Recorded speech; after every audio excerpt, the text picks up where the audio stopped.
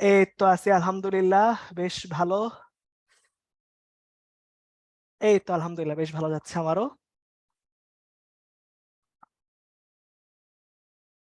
এই তো আছি। এই তো আলহামদুলিল্লাহ বেশ ভালো আছি। হ্যাঁ, এই তো আমরা হচ্ছে ইনশাআল্লাহ আর 2-3 মিনিট ওয়েট করব। আমি লিখে দিচ্ছি। ক্লাস স্টার্টস এট, ঠিক আছে? তারপর হচ্ছে আমরা শুরু করবো 6:30টার দিকে ইনশাআল্লাহ। ওকে। হ্যাঁ, এই তো আর কিছুক্ষণের মধ্যে আমরা ইনশাআল্লাহ শুরু করে দিব, সমস্যা নেই।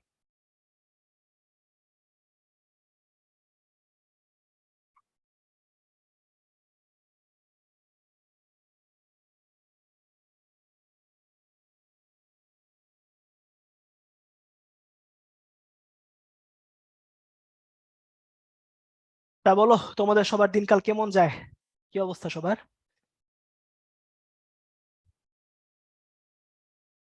এই তো আলহামদুলিল্লাহ ভালো।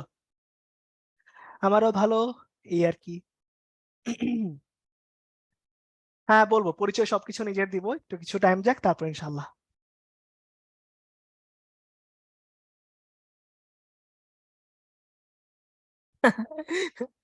হ্যাঁ, বাইরে ঝড় আর ভিতরে আমরা হচ্ছে বসে বসে ক্লাস করতেছি, এই আর কি।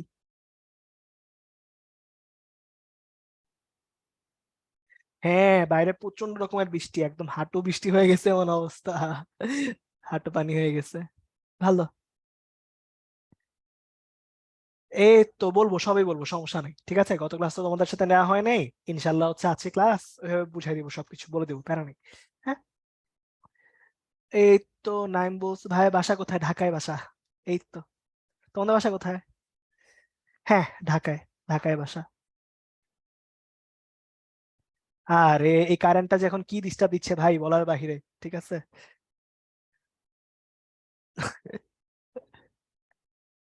আচ্ছা। এই তো আমার নাম পরিচয় সবকিছুই বলবো, একটু 6:33 বাজুক, তারপর শুরু করতেছে, ওকে?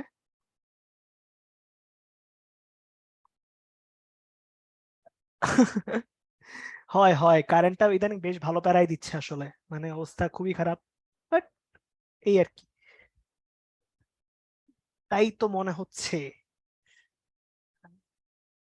ওয়ালাইকুম আসসালাম শাফি, কি অবস্থা, কেমন আছো? আরে ফোনে চার্জ নেই, সমস্যা নেই, রেকর্ড তো আছে, রেকর্ড থাকলে দেখে নিবা আর কি।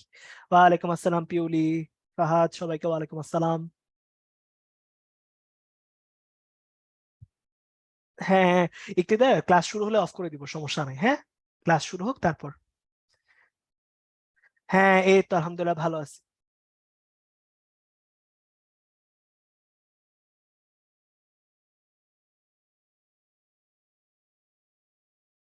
ওকে, ঠিক আছে।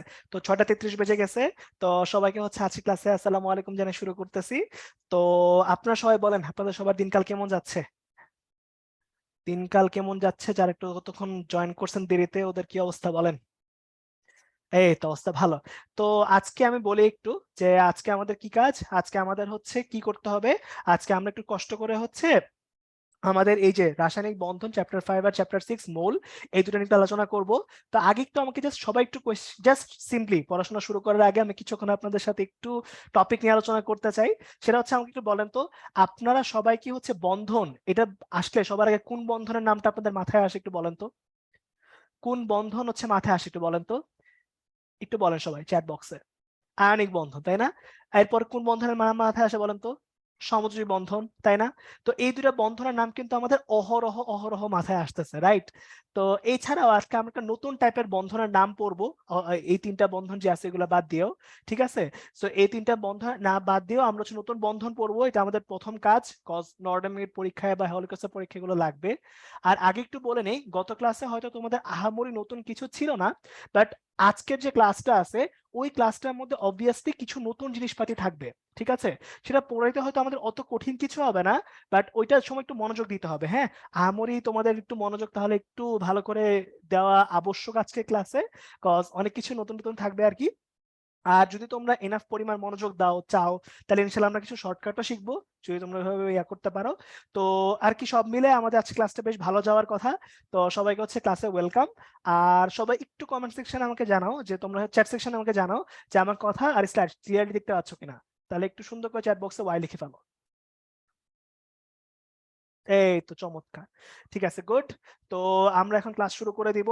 শুরুতে একটু আমি আমার নাম আর পরিচয়টা বলে ফেলি তাহলে। তো আমার নাম হচ্ছে জিহাদ রিয়ান জিম। হ্যাঁ, আমার নাম হচ্ছে জিহাদ রিয়ান জিম। আমি হচ্ছে বুয়েটে পড়তেছি, ব্যাচ 16, আর কলেজ হচ্ছে নর্ডেম কলেজ। এই হচ্ছে আমার বেসিক পরিচয়। আর সময় নষ্ট না করে এখন ক্লাস শুরু করে দেবো, ঠিক আছে? ওকে ওকে, চলেন। তাহলে এবার হচ্ছে আমাদের প্রথম যে টপিকটা আসবে আজকের দিনের, সেটা হচ্ছে কি, সেটা হচ্ছে আমাদের এই যে যোজ্যতা ও যোজ্যতা ইলেকট্রন। তাহলে শুরুতে একটু আমাকে বলেন তো ভাই, যোজ্যতা ইলেকট্রন মানে কোন শেলের ইলেকট্রন?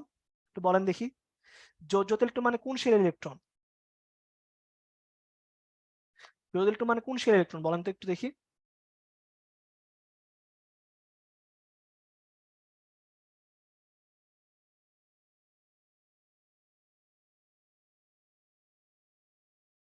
যোজ্য শেল মানে কোন শেলের ইলেকট্রন? লাস্ট শেলের ইলেকট্রন, গুড, চমৎকার। তাহলে আমরা এখন লাস্ট শেলের যে ইলেকট্রনটা আছে সেই ইলেকট্রনটা নিয়ে হচ্ছে কাজ করব, ঠিক আছে? তো এখানে দেখেন তো কি হয়েছে, নাইট্রোজেন নিয়ে কাজ হচ্ছে। নাইট্রোজেন কত কত আসতেছে? 2 আর 5। তাহলে বলেন তো ও লাস্ট শেলে কোনটা আসছে? 5টা ইলেকট্রন। তাহলে তার যোজ্য ইলেকট্রন কত হবে? 5, ঠিক আছে? আবার একটু চিন্তা করে দেখেন তো ভাই, এরপরে যখন কাজ করতেছে তখন কি হইতেছে, এখানটার মধ্যে আছে হচ্ছে 2 আর 7। তাহলে 2 আর 7 যদি হয় তাহলে লাস্ট শেলে কয়টা ইলেকট্রন আসবে? 7টা, অবভিয়াসলি। তাহলে কয়টা আসবে? এখানটার মধ্যে 7টা চলে আসতেছে, যোজ্য ইলেকট্রন হয়ে যাবে 7। আবার একটু চিন্তা করে দেখেন তো ভাই, এখানে যখন কাজ করতেছে এখানে কত কত আসতেছে? 2 8 5। তাহলে এখানে লাস্ট শেলে কয়টা? 5টা আবারও, ঠিক আছে? আর ক্লোরিনের কাছে কত আসে? 2 8 7। সো এখানে কয়টা?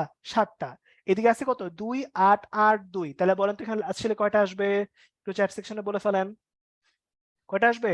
2টা। তাহলে এখানে কত? ফারদিন, তারপর তাসিন, চয়ন, মেহেদি, তানিয়া, হুমায়রা, শাহরিয়ার, তিথি, ফাহাদ, তারপরে মাহি, জয়ন্ত, পিওলি, সবাই চমৎকার অ্যান্সার দিচ্ছে, গুড। তাহলে এখানে 2টা ইলেকট্রন হবে, গুড, করে ফেলছি আমরা। তো এখন যোজ্যতা ইলেকট্রন মানে হচ্ছে এটা। কিন্তু আমাকে বলেন তো ভাই, আমাদের আরেকটা জিনিস ছিল, সেটা কি? সেটা হচ্ছে যোজনী। একটু আমার কথা মনোযোগ দিয়ে বুঝবেন। যোজনী জিনিসটা জানি কি ছিল বলেন তো? যে কোনো একটা অণু যখন গঠন হয়ে গেছে, ওই অণু গঠনকালে একটা পরমাণুর আরেকটা পরমাণুর সাথে যুক্ত হওয়ার যে ক্ষমতা, তাকে আমরা কি বলছি? তাকে আমরা বলছি হচ্ছে যোজনী, তাই না? তাকে আমরা কি বলছি? যোজনী বলছি। এখন আমাকে একটু বলো তো ভাই, যে ধরো নাইট্রোজেনের যোজনী হচ্ছে 3 আর হাইড্রোজেনের যোজনী হচ্ছে 1, তাহলে আমার মনে আছে যে কোনো কিছু যোজনী কি ক্রস গুণ করতে হয় না? মনে পড়ে তোমাদের, ছোটবেলায় পড়ছিলা এর যোজনী এক্স আর বি এর যোজনী ওয়াই হইলে এ ওয়াই বি এক্স তৈরি করতে হয়, মনে কি পড়ে? এক্স্যাক্টলি। তার সংকেত কি হয়ে গেছিল? অ্যামোনিয়া। এটা গঠনটা কিরকম ছিল মনে আছে? নাইট্রোজেন আর এর 3 হাতে 3টা কি হাইড্রোজেন, এরকম টাইপের ছিল, তাই না? ঠিক বলছি কিনা বলেন তো? ঠিক আছে, নাইস। এবার একটু খেয়াল করেন, এখানে যখন কাজ করতেছে আবার একটু চিন্তা করবেন, এখানেই তো আমাকে কমেন্ট সেকশন থেকে এখানে অ্যান্সার দিবেন, একটু বলবেন, হ্যাঁ। ধরেন আমি কাজ করতেছি H2O নিয়ে, H2O নিয়ে কাজ করতেছি। তাহলে এবার আমাকে বলেন তো ভাই, H2O এর মধ্যে, এখানটার মধ্যে আমার অক্সিজেন যেটা আছে, সে অক্সিজেন ইলেকট্রন কয়টা? 2 আর 6 না? 2 আর 6। এবার আমাকে একটু সংকেত দেখে বলেন যে এই H2O এর মধ্যে অক্সিজেনের যোজনী কত ছিল? অক্সিজেন যোজনী কত ছিল? 2, তাই না? অক্সিজেন যোজনী কত? 2 হইছে, ঠিক আছে? তাহফিম আর সার্থক, তোমরা একটু কষ্ট করে একটু চ্যাট সেকশন অ্যান্সার দিও, হ্যাঁ। নিহাল, সবাই চ্যাট সেকশন অ্যান্সার দিবা, কিউএনএ তে শুধু কোশ্চেন থাকলে কোশ্চেন করবা, ঠিক আছে? আচ্ছা, তাহলে এখানে যোজনী হচ্ছে 2, ঠিক আছে? তো এখানে এখানে যখন কাজ করতেছি, হ্যাঁ, তাহলে এখন যখন কাজ করছে তাহলে বলতো ভাই, অক্সিজেনের লাস্ট শেল ইলেকট্রন আছে 6টা, বাট সে কি যোজনীর ক্ষেত্রে চিন্তা করো, 2টা যোজনী মানে কি? সে 2টা হাইড্রোজেনের সাথে যুক্ত হয়েছে। তাহলে বলতো ভাই, যে এখানটার মধ্যে সে 2টা বন্ধন, এই বন্ধন কিভাবে তৈরি হয়েছিল মনে আছে? এরকম করে ইলেকট্রন শেয়ার করে না? মনে কি পড়ে? যে অক্সিজেনের ইলেকট্রন হাইড্রোজেন তো শেয়ার হয়েছিল, তারপরেই তো উপরে স্ট্রাকচার H2 তৈরি হয়েছে, ঠিক বলছি না? তাহলে বলতো ভাই, এই 6টা ইলেকট্রন, লাস্ট শেলের 6টা ইলেকট্রনের মধ্যে সে অ্যাকচুয়ালি বন্ধন তৈরি করতে কয়টা ইলেকট্রন ইউজ করছে? তোরা বলতো অক্সিজেনের কয়টা ইলেকট্রন তৈরি করছে? 2টা, রাইট? যে 2টা ইলেকট্রন বন্ধন তৈরিতে গেছে তাকে আমরা কি জোড় ইলেকট্রন বলি বলেন তো? বন্ধন জোড় ইলেকট্রন বলি, তাই না? কি বলি? বন্ধন জোড় ইলেকট্রন বলি। মনে রাখতে হবে, যতগুলা বন্ধন তাকে আমরা বন্ধন জোড় বলি, তাই না? তাহলে বলো তো ভাই, তাহলে লাস্ট শেলের কয়টা ইলেকট্রন বাকি আছে যেগুলো বন্ধনে যায় নাই? চারটা। চারটা মানে কয় জোড়া বলেন তো? চারটা মানে 2 জোড়া। তার মানে মুক্ত জোড় আছে কয় জোড়া? মুক্ত জোড় মানে আছে হচ্ছে 2টা। চারটা মানে 2 জোড়া, তাই মুক্ত জোড় 2টা, কমন হিসাব, তাই না? আবার একটু চিন্তা করো, যারা এখনো বুঝে নাই ওদেরকে আবার বলি। ধরো নাইট্রোজেন নিয়ে কাজ করতেছে, অ্যামোনিয়ার মধ্যে তুমি নাইট্রোজেনকে নিছো। হ্যাঁ, নাইট্রোজেনকে নিছো। এবার তুমি বলো তো ভাই, নাইট্রোজেনের ছিল 2 আর 5, কিন্তু মাত্রই বলছো যে সে অ্যামোনিয়া গঠনের মধ্যে কয়টা বন্ধন ইউজ করছে? 3টা। তাহলে 3টা যদি ইউজ করে তাহলে তার কাছে বাকি আছে কয়টা বলেন তো? 2টা। তাহলে তার মুক্ত জোড় কয়টা আছে? আপনারাই বলেন, মুক্ত জোড় কয়টা আছে তার কাছে? একটা। ঠিক আছে, একটা আছে, রাইট? 2টা মানে কি? 2টা মানে হচ্ছে এক জোড়া, তাই না? এক জোড়া বাকি আছে, ঠিক? নাইস, চমৎকার। তো সবার কি মুক্ত জোড় বন্ধন জোড় এই কনসেপ্টটুকু মনে পড়ছে? একটু বলেন তো আমাকে। পড়ছে, গুড, চমৎকার। তাহলে এবার একটু খেয়াল করেন ভাই, এই পর্যন্ত আমাদের সুন্দর করে হয়ে গেছে, ঠিক আছে? তাহলে এবার দেখেন একটা ছোট্ট কোশ্চেন, আপনি একটু এখানে অ্যান্সার দিলে ভালো হবে আর কি। আমাকে একটু বলেন, ধরেন আমি এখানে কাজ করতেছি হচ্ছে PCl5 কে নিয়ে। PCl5, তাহলে বলেন PCl5 এর মধ্যে মুক্ত জোড় কয়টা, বন্ধন জোড় কয়টা? কমা কমা দিয়ে লিখেন, কমা কমা দিয়ে লিখেন, মুক্ত জোড় কয়টা, বন্ধন জোড় কয়টা? না, যোজনী হচ্ছে যুক্ত হওয়ার ক্ষমতা, আর যোজনী ইলেকট্রন, যোজনী ইলেকট্রন যেটা, সেটা হচ্ছে আমার লাস্ট শেলের ইলেকট্রন। যোজনী ইলেকট্রন যেটা বা যোজনী ইলেকট্রন হচ্ছে সেটা হচ্ছে লাস্ট ইলেকট্রন। এক্স্যাক্টলি। তাহলে এবার দেখেন ফসফরাসেরটা বের করতে বলছি, শুধু ফসফরাসেরটা। তাহলে এখানে দেখেন Cl Cl Cl Cl, কারণ 5টা বন্ধন বলছি, তাই না? Cl5 মানে কি 5টা বন্ধন। এবার আমার কথা বুঝো, ফসফরাসের লাস্ট শেলে ইলেকট্রন আছে 5টা, সে বন্ধনও করছে 5টা, তাহলে তার কোনো মুক্ত জোড় কি আছে? তোমরা বলো তো, কোনো মুক্ত জোড় কি আছে? নাই কিন্তু, ঠিক বলছি না বলো তো? কোনো বন্ধন জোড় কিন্তু এখানে 5টা আছে, তার মানে কি কোনো মুক্ত জোড় তার কাছে আছে? তোমরা একটু বলো তো। তার মানে এখানে তার কয়টা বন্ধন জোড় আছে? কয়টা বন্ধন জোড় আছে তার কাছে? হচ্ছে 5টা। কিন্তু মুক্ত জোড় আছে কয়টা? মুক্ত জোড় আছে তার কাছে 0টা, 0। ঠিক আছে, এই আর কি অবস্থা। ঠিক আছে, ওকে, নাইস। এবার তাহলে এই পর্যন্ত মুক্ত জোড় বন্ধন জোড় আই গেস তোমরা বুঝতে পারছো। এটা একটু মাথায় রাখো, একটু পরে লাগবে, কোথায় লাগবে একটু পরে বলতেছি, ঠিক আছে? আচ্ছা, এবার দেখো ভাই, এবার এখান থেকে আগের পেজে মনে আছে ক্রস গুণ করা শিখাইছিলাম, ঠিক আছে? ওই যে a এর যোজনে যদি y হয়, b এর যোজনে x হয়, তাহলে ax by পাওয়া যাবে। এখন মনে রাখবা, সক্রিয় যোজনে সবসময় ক্রস গুণ করে বের করতে হয়। ক্রস গুণ করে মানে কি? মানে ধরো তোমার কাছে H2S আছে, তাহলে সালফারের যোজনী থাকবে হাইড্রোজেনের কাছে, আর হাইড্রোজেনের যোজনী থাকবে কার কাছে? সালফারের কাছে। ক্রস গুণ, ঠিক আছে? আর সর্বোচ্চ যোজনী কোত্থেকে আসে? মনে আছে তোমাদের ক্লাস 9-10 এর বইতে একটা ছক দেয়া ছিল যে, হ্যাঁ, ওই ছকটা থেকে হচ্ছে বের করতে হয়, ঠিক আছে? এবার এখানে একটা জিনিস বলে দিই আগেই, সালফার যেটা আছে, সালফারের সর্বোচ্চ যে যোজনী, সেই সর্বোচ্চ যোজনী হচ্ছে সবসময় 6, ঠিক আছে? সর্বোচ্চ 6। তাহলে এবার তোমরা একটু আগে বলো যে, দেখি কি মনে হচ্ছে সালফারের যোজনী এখানে কত? তোমরা কমেন্ট সেকশনে বলো তো ভাই, চ্যাট সেকশনে বলো। 2। এবং এটা কি তাহলে সক্রিয় নাকি সুপ্ত বলো তো? সক্রিয় নাকি সুপ্ত তোমরাই বলো। সক্রিয়, তাই না? তাহলে আমরা কি পাচ্ছি যে এই অনুযায়ী আমার সক্রিয় হচ্ছে কত? 2। আর এখানে কি বলছিলাম, সর্বোচ্চ সবসময় কত? 6। তাহলে 6 - 4 করলে আমার সুপ্ত কত আসতেছে? আমার সুপ্ত আসতেছে হচ্ছে 4। বুঝতে পারছি কিনা? ঠিক আছে, নাইস। আবার চিন্তা করো, সালফার ডাই অক্সাইড নিয়ে কাজ করতেছি। তাহলে এবার তোমরা একটু বলো তো ভাই, সালফার ডাই অক্সাইডটার মধ্যে সালফার আর অক্সিজেন আছে। তাহলে বলো ভাই, এখানে কি বলছিলাম? Sulphur die oxide. তাহলে ক্রস গুণ করলে কি মনে হচ্ছে? অক্সিজেনের যোজন এখানে হচ্ছে 1, সালফারের যোজন এখানে 2, এরকম মনে হচ্ছে, তাই না? কিন্তু ভাই অক্সিজেন যোজন কোনদিন 1 কি হয়? হয় না। তাহলে এটাকেও 2 দিব, এটাকেও 2 দিয়ে গুণ করব, তাহলে কত আসে? 4 আর 2। তার মানে কি বলতো, সালফার যোজন কত আসছে বলো দেখি? 4 আসছে, তাই না? তাহলে কত হয় বলতো সুপ্ত? ক্যান্সার দেন জনগণ, কত আসবে?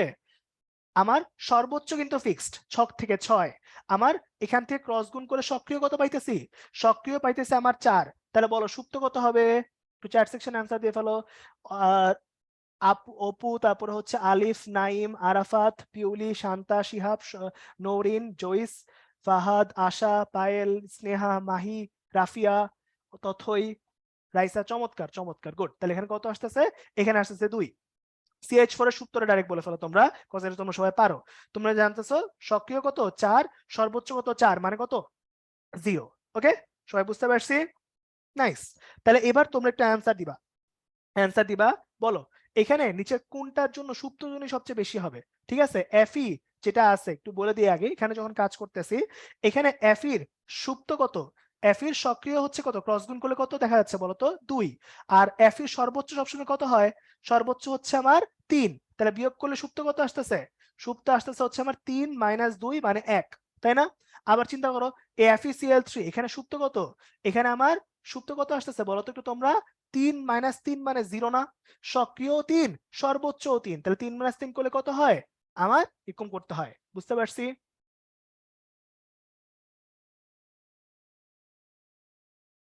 আচ্ছা এবার একটু বলেন তো এখানে কি হইতেছে, বুঝছেন কি সবাই? গুড, তাহলে কপারের ক্ষেত্রে একটু বলো তো আমাকে দেখি কত হয়, সুপ্ত কত তোমরা বলো। কপারের সর্বোচ্চ 2, এখানে সক্রিয় 2 মানে 0, এই জিঙ্কের কেসে কত আসবে, 2 - 2 মানে 0, তাহলে অ্যান্সার কোনটা হচ্ছে বলো তো, এ নাম্বারটা অ্যান্সার হচ্ছে, ঠিক আছে, এ নাম্বারটা অ্যান্সার হচ্ছে। এবার বোরন নাইট্রাইট, এটা একটু মাথায় রাখো তো ভাই, বোরন যেটা আছে তার যোজনী কত, বোরন যেটা আছে তার যোজনী হচ্ছে 3, নাইট্রোজেনের যোজনী কত 3, তাহলে এবার তোমরা একটু আমাকে বলো তো ভাই, এখান থেকে সংকেতটা কি আসবে, এখানে একটু ভুল আছে, এটা নাইট্রাইট হবে না, এটা নাইট্রাইড হবে, নাইট্রাইড হবে, ঠিক আছে, নাইট্রাইড হবে। আচ্ছা যাকগে, তাহলে বলো দুইটা যদি সেম হয় তাহলে কি 3 কে 3 দিয়ে ভাগ করে নিতে হয় না, মনে আছে, পরে ক্রস গুণ করতে হয়, তাহলে সংকেত কোনটা হবে একটু বলেন তো, সংকেত কোনটা হবে বলেন, এক নাম্বারটা তাই না, এক নাম্বারটা সংকেত হবে, ওকে।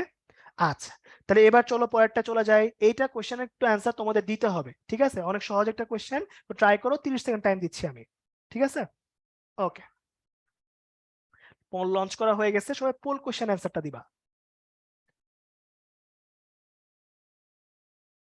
এখন পর্যন্ত চমৎকার অ্যান্সার আসতেছে।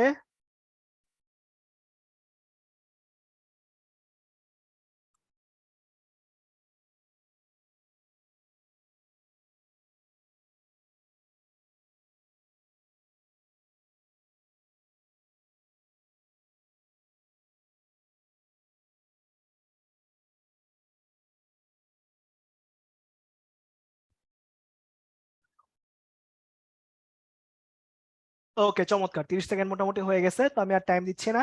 এই দেখেন এখানটার মধ্যে মোটামুটি আমাদের বি নাম্বারটার অনেক বেশি অ্যান্সার আসছে আর কি, চলুন আমরা একটু করে দেখি আসলে কি হয়। তো এখানে আমি কাজ করতেছি FeSO4 নিয়ে, FeSO4, FeSO4 এর মধ্যে দেখেন সালফেটটা একটা পোর্শন, Fe একটা পোর্শন, তাহলে সংকেত দেখে মনে হচ্ছে দুইটার যোজনী এক, কিন্তু সালফেট যেটা এটা একটা যৌগমূলক, এর যোজনী আজীবন কত 2, তাহলে এটাকে যদি 2 দিয়ে গুণ করতে হয় তাহলে পাশেরটাকেও 2 দিয়ে গুণ করতে হবে, তার মানে কি দুইটারই সক্রিয় যোজনী 2 আসছে, তাহলে বলেন তো ভাই সুপ্ত কত আসবে, সুপ্ত কত আসবে, সর্বোচ্চ 3, এখানে 2 মানে অ্যান্সার হবে কত 1, দ্যাট মিন্স বি নাম্বারটা অ্যান্সার। সো যারা বি নাম্বারটা অ্যান্সার দিবেন ওদের সবাইকে হচ্ছে অনেক থ্যাংক ইউ, ঠিক আছে, অনেক থ্যাংক ইউ। আচ্ছা পরেরটার মধ্যে কাজ করতেছি, এবার তাহলে একটু বলেন পরেরটার মধ্যে যখন কাজ করব, এখানটার মধ্যে না আমাদের একটু পড়াশোনা করতে হবে, ঠিক আছে, মানে একটু আগে কিন্তু দেখো আমি অলরেডি H2O আর NH3 এই দুটো নিয়ে কিন্তু কথা বলছি, হ্যাঁ কথা বলছি।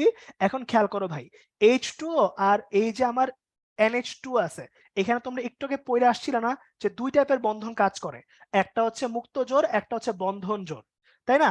সো এই মুক্ত জোড় আর এই বন্ধন জোড় এদের কারণে আমার একটা সমস্যা হয়, কি সমস্যা, যে এই ইলেকট্রন ইলেকট্রন একটা উপরটা কি করে, বিকর্ষণ করে, রাইট, বিকর্ষণ করে।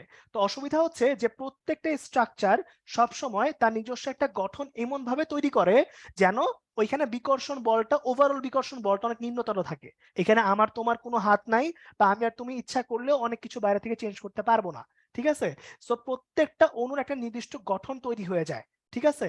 সো এখানটায় যেমন একটু খেয়াল করো, H2 যেটা দেখতেছো তোমরা, দেখো তো ভাই H2 এর মধ্যে তোমাদের মনে আছে H2 এর মধ্যে মুক্ত জোড় কয়টা ছিল, দুইটা, বন্ধন জোড় কয়টা ছিল, দুইটা, এবং এই কারণে এর বন্ধন যেটা আছে সেই বন্ধনে দেখো তো একটা ভি আকৃতির মনে হচ্ছে না, উল্টা ভি আকৃতির, বলতো এরকম ভি আকৃতির মনে হইতেছে না, মনে হইতেছে। এবার এর যে বন্ধন গুলা আছে একটা বন্ধন থেকে আরেকটা বন্ধনের দূরত্ব বিজ্ঞানীরা মেপে রাখছে, এই বন্ধন কোণটা কত, এই বন্ধন কোণটা হচ্ছে 104.5 ডিগ্রি, এই কোণটা তোমাদের পরীক্ষায় একাধিকবার আসছে, ঠিক আছে। সো এই কোণটা একটু মনে রাখতে হবে, মনে রাখবে এতটুকু যে H2 এর মধ্যে বন্ধন কোণ কয়টা, মুক্ত জোড় কয়টা, যেটা আগে পড়ে আসছো।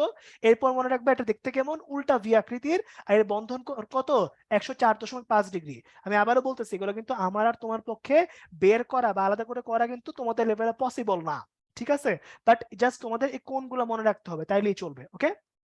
এবার কমন সেন্স থেকে তোমরা দেখে দেখে একটু বলো, BeCl2 আছে, একটা বেরিলিয়াম আর দুইটা ক্লোরিন এরকম আছে, তাহলে তোমরা একটু বলো তো ভাই যে এখানটার মধ্যে একটু অ্যান্সার দাও, হ্যাঁ, যে এই দাগটা মানে এই বন্ধনটার মধ্যে দূরত্ব বা অ্যাঙ্গেল কত হইতে পারে?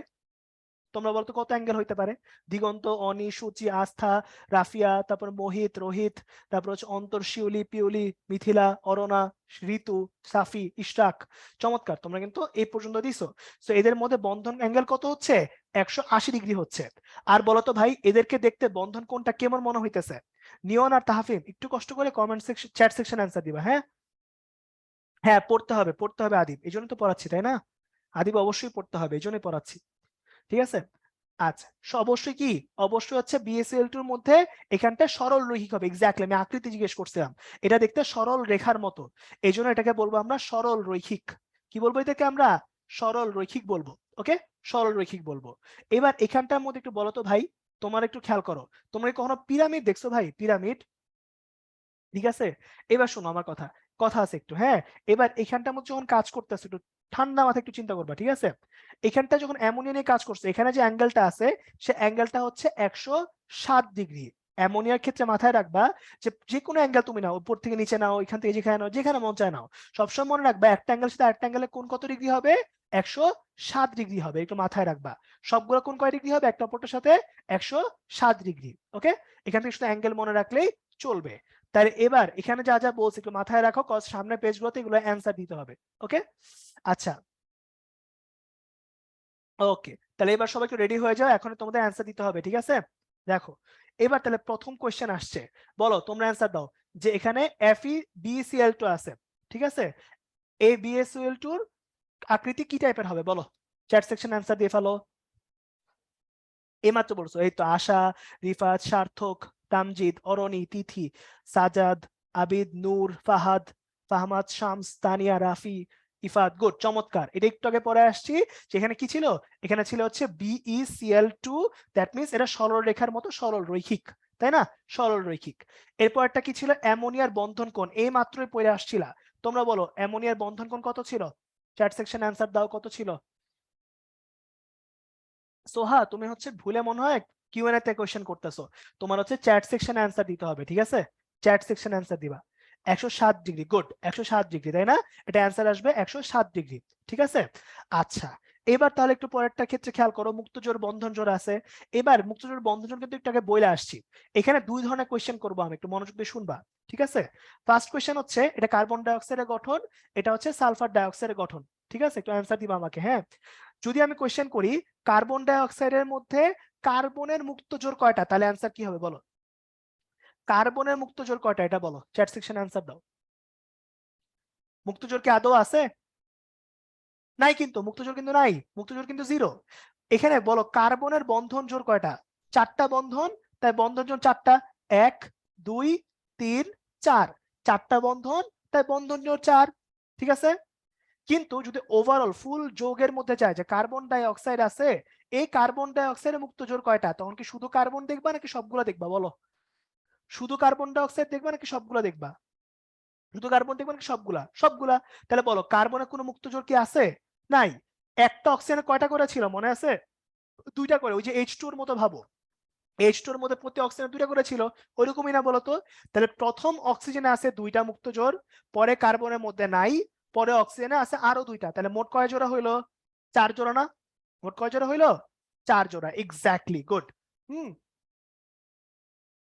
চমৎকার। তাহলে এবার সেকেন্ড অ্যান্সার দাও, দেখে দেখে অ্যান্সার দাও। আমি এখানে কোশ্চেন করলাম সালফার ডাইঅক্সাইডে সালফারের মুক্ত জোড় কয়টা, এই কোশ্চেন করছি একবার, আরেকবার কোশ্চেন করলাম সালফার ডাইঅক্সাইডের মুক্ত জোড় কয়টা। এবার কমা কমা দিয়ে দুইটার অ্যান্সার আমাকে লিখে দিবা, কমা কমা দিয়ে লিখে দাও চ্যাট সেকশনে।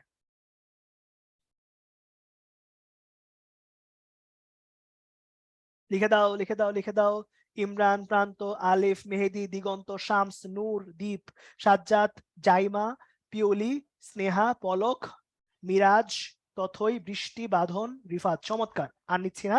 তো এখন খেয়াল করো সালফারের মুক্ত জোড় কয়টা আছে দেখো, এক জোড়া, দেখলাম এক জোড়া। এখানে বাকিগুলো কয়টা আছে পুরো সালফার ডাইঅক্সাইডে? একটা, দুইটা, তিনটা, চারটা, পাঁচটা, তাহলে এখানে আছে পাঁচটা। সো কোয়েশ্চেন দুই টাইপেরই আসতে পারে, কোয়েশ্চেন এই ক্ষেত্রে খুব ভালো মতন পড়বা, ঠিক আছে? পড়ে তারপর বের করে অ্যান্সার গুলা দিবা। তোমাদের যে কয়েকটা পরীক্ষায় আসছে আমি স্লাইডে ওই কয়েকটা রেখে দিছি, সো এই কয়েকটা ভালো করে, যদি কারো মনে হয় যে না আমার মুক্তজোড় বন্ধজোড় বের করতে টাইম লাগে অনেক, তাহলে এই কয়েকটাকে ভালো করে মুখস্থ করে যাও, সাথে সালফার ট্রাই অক্সাইডটাও কিন্তু একটু পড়ে যাও, ঠিক আছে? তাহলেই হবে ইনশাল্লাহ। ওকে, বুঝতে পারছি? ওকে, নাইস, চমৎকার, ঠিক আছে। আচ্ছা, এবার তাহলে এই পর্যন্ত আমাদের হয়ে গেছে, ঠিক আছে? তাহলে এবার একটু খেয়াল করো, ওকে, খেয়াল করো। এবার এখানটার মধ্যে যখন কাজ করতেছি, এবার আমরা সব সময় জানি যে প্রত্যেকটা মৌলের ক্ষেত্রে লাস্ট শেলে সাধারণত যৌগ গঠনের সময় 8টা করে বন্ধন, 8টা করে ইলেকট্রন থাকতে হয়। কিন্তু বলতো ভাই, যদি 8টার চেয়ে বেশি অথবা 8টার চেয়ে কম হয় তাহলে কি আমার অষ্টকের নিয়ম ফুলফিল হয়? হয় না, তাই না? অষ্টকের নিয়ম কিন্তু ফুলফিল হয় না। তাহলে ওই কেস একটু খেয়াল করো, আমার কথা মনোযোগ দিয়ে শুনবা। হ্যাঁ, মনে রাখতে হবে, যদি লাস্ট শেলে ইলেকট্রন যদি 8 এর বেশি থাকে, তাহলে তাকে আমরা বলি হচ্ছে অক্টেট, সরি, এটাকে বলি হচ্ছে আমরা অষ্টক সম্প্রসারণ। এটাকে আমরা বলবো অষ্টক সম্প্রসারণ, ঠিক আছে, এক্সপ্যানশন। আর যদি লাস্ট শেলে ইলেকট্রন যদি 8 এর কম থাকে, তাহলে ওটাকে বলি কি আমরা, বলেন তো? অষ্টক সংকোচন। অষ্টক সংকোচন। তাহলে এখান থেকে শুরু করি, দেখো তোমরা একটু বলো, BeCl2 একটু আগে পড়ে আসছো, সো ওটা নিলে তোমাদের জন্য ভালো। বলো BeCl2 এর মধ্যে এখানে কি হয়েছে একটু দেখো তো, এ বেরিলিয়াম আর এ ক্লোরিন, এখানে কি ইলেকট্রন গুলা শেয়ার হয়েছে? তাহলে বলো বেরিলিয়ামের লাস্টে কয় জোড়া আসছে? 2 জোড়া, মানে কয়টা? 4টা না লাস্ট শেলে? 4টা ইলেকট্রন। তাহলে 4টা ইলেকট্রন মানে কি আমার কি 8টা কি হয়েছে? 8এর কি কম হয়েছে না বেশি হয়েছে? আকিব, যোজনী আর যোজ্যতা এক না। যোজনী মানে হচ্ছে যুক্ত হওয়ার ক্ষমতা, যোজ্যতা ইলেকট্রন মানে হচ্ছে আমার লাস্ট ইলেকট্রন, ঠিক আছে? Last electron. আচ্ছা, এক্সপ্লেন করলে ভালো হতো ক্লাসে। হ্যাঁ, এক্সপ্লেন তো করতেই আছে রে ভাই, কেনটা কি হচ্ছে? না, যারা হিলিয়ামের আশেপাশে থাকবে ওদেরটা বসায় দিবেন পলক, ঠিক আছে? বন্ধন জোর তো আমি নেই প্রান্ত, বন্ধন জোর আমি কোনো কথা জায়গায় বলি তো না, সব জায়গায় মুক্ত জোর বলছি তো, তাই না? দেখো একটু খেয়াল করো, আগের পেজে আমি সবগুলো মুক্ত জোর জিজ্ঞেস করছিলাম, ঠিক আছে? মুক্ত জোর না, বন্ধন তো 4টা। এই কার্বনের এখানে আছে 2টা, এখানে আছে 2টা, তাহলে 4 জোড়া না? এই তো, ঠিক আছে। এবার খেয়াল করো, তাহলে এই পার্টটুকু আছে। তাহলে এবার তোমরা একটু আমাকে ছোট্ট করে অ্যান্সার দাও। তাহলে চিন্তা করো, BCl3 এর মধ্যে এই যে এটার ক্ষেত্রে, এই BCl3 তে দেখো তো তাহলে ভাই, এখানে কি এ একবার, এ একবার, এ একবার, তাহলে 3 জায়গায় 3বার ইলেকট্রন শেয়ার হয়েছে। তাহলে বলো ভাই, 3বার যদি ইলেকট্রনটা শেয়ার হয়, তাহলে আমার মোট কয়টা ইলেকট্রন আসছে বোরনের লাস্ট শেলে, বলো তো? বলো, বোরনের লাস্ট শেলে মোট কয়টা ইলেকট্রন হয়? 3 দুগুণে 6টা, তাই না? বন্ধন আছে 3টা, সো তার লাস্ট শেলে আসবে কয়টা? 6টা। বোরনের লাস্ট শেলে যেহেতু 6টা ইলেকট্রন আছে, তাহলে সেটা কি অষ্টকের নিয়ম মানছে নাকি সংকোচন হয়েছে বলেন তো? অষ্টকের নিয়ম মানছে নাকি সংকোচন হয়েছে বলেন? সংকোচন হয়েছে। গুড গুড, চমৎকার। এবার তাহলে এখান থেকে অ্যান্সার দিবা তোমরা, এখান থেকে অ্যান্সার দিবা তোমরা, যে বলো ভাই, এবার SF6 আছে, ঠিক আছে? SF6 আছে। তাহলে এই SF6 এর মধ্যে বলো 6টা বন্ধন, তাহলে 6টা বন্ধনের মধ্যে সালফারের লাস্ট শেলে কয়টা ইলেকট্রন আসবে? তোমরা বলো কয়টা ইলেকট্রন আসবে?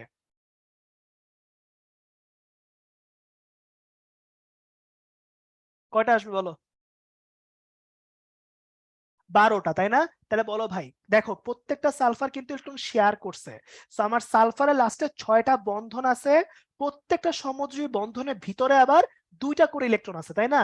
2টা করে ইলেকট্রন আছে। তাহলে বলো 6 দুগুণে কয়টা ইলেকট্রন হয়েছে বলো তো? কত হয় বলো? 6 দুগুণে 12টা ইলেকট্রন, ঠিক বলছি? 12টা, গুড। আবার বলো PCl5 আছে, PCl5 এর মধ্যে কি ফসফরাসের চারপাশে আছে 5টা বন্ধন, তাহলে ফসফরাসের লাস্ট শেলে কয়টা আসবে? লাস্ট শেলে কয়টা আসবে বলো? একটু বলে ফেলো, লাস্ট শেলে কয়টা আসবে? 10টা, গুড। তাহলে এই দুটা কি, এই দুটা হচ্ছে অষ্টক সম্প্রসারণ হয়েছে, ঠিক আছে? তো এবার রেডি হয়ে যাও, এবার আমি সামনে থেকে কোশ্চেন করবো, ওকে? আচ্ছা, এই সাহাদ তুমি ভুলে আবার হচ্ছে কিউএনএ তে কোশ্চেন করে ফেলছো, চ্যাটে অ্যান্সার দিবা, হ্যাঁ, চ্যাটে অ্যান্সার দিবা। আচ্ছা, এবার দেখো তাহলে ভাই, তাহলে এবার কোশ্চেন করতেছে, অ্যান্সার দিবা। নিচের কোনটাতে অষ্টক সংকোচন হয়েছে? এবার তোমাদের কোশ্চেন করবে, একটা করে অ্যান্সার দিবা। বলো PCl5 এর সংকোচন না সম্প্রসারণ? এ নাম্বার সংকোচন না সম্প্রসারণ বলো? সম্প্রসারণ, গুড। এটা হচ্ছে আমার সম্প্রসারণ, ঠিক আছে? বলো SF5 এটা কি সংকোচন না সম্প্রসারণ? সম্প্রসারণ। আবার বলো ভাই IF7 মানে কি? একটা আয়োডিনের চারপাশে ফ্লোরিন আছে কয়টা? ফ্লোরিন আছে 7টা ফ্লোরিন আছে, তাহলে বলো ভাই কয়টা, 3 4 7, তাহলে কয়টা ইলেকট্রন, 14টা। তাহলে এটাও কি অষ্টক সম্প্রসারণ। তাহলে অ্যান্সার কোনটা হবে বলো তো? অ্যান্সার হবে BCl3, তাই না? BCl3। তাহলে বলো অষ্টক সম্প্রসারণের এক্সাম্পল কোনটা হবে? অ্যান্সার দাও, কোনটা হবে? নিশ্চয়ই অ্যান্সার বলো একটু। SF6, তাই না? একটু উপরেরটা কিন্তু করে আসছিলাম, এটা SF6 এর মধ্যে অষ্টক সম্প্রসারণ হয়েছে, রাইট? চলো তাহলে পরেরটা করে ফেলি। এবার দেখো ভাই, তাহলে এবার আগে একটু বলো, নেক্সট টপিকে যাওয়ার আগে, যে অষ্টক সংকোচন সম্প্রসারণ এই টপিকগুলো কি বুঝছি সবাই? ক্লিয়ার সবার কাছে? সংকোচন সম্প্রসারণ, চমৎকার। ওকে, আচ্ছা তাহলে এবার দেখো তো ভাই, এখানটা যদি একটু খেয়াল করো তাহলে এখানে কি হয়েছে, এখানটা হয়েছে অণুসমূহের মধ্যে পরস্পর যদি আকর্ষণ হয় তাকে আমরা রাসায়নিক বন্ধন বলি। এবার তোমরা ফিগার দেখে দেখে আমরা একটু বলবা, হ্যাঁ ফিগার দেখে দেখে বলবা, যে ধরো আমি কাজ করতেছি, হ্যাঁ একটা নিলাম হচ্ছে সোডিয়াম আর একটা নিলাম হচ্ছে ক্লোরিন, তাহলে এদের মধ্যে যে বন্ধন তাকে কি বন্ধন বলি আমরা? দেখে দেখে বলো একটু, কি বন্ধন বলি?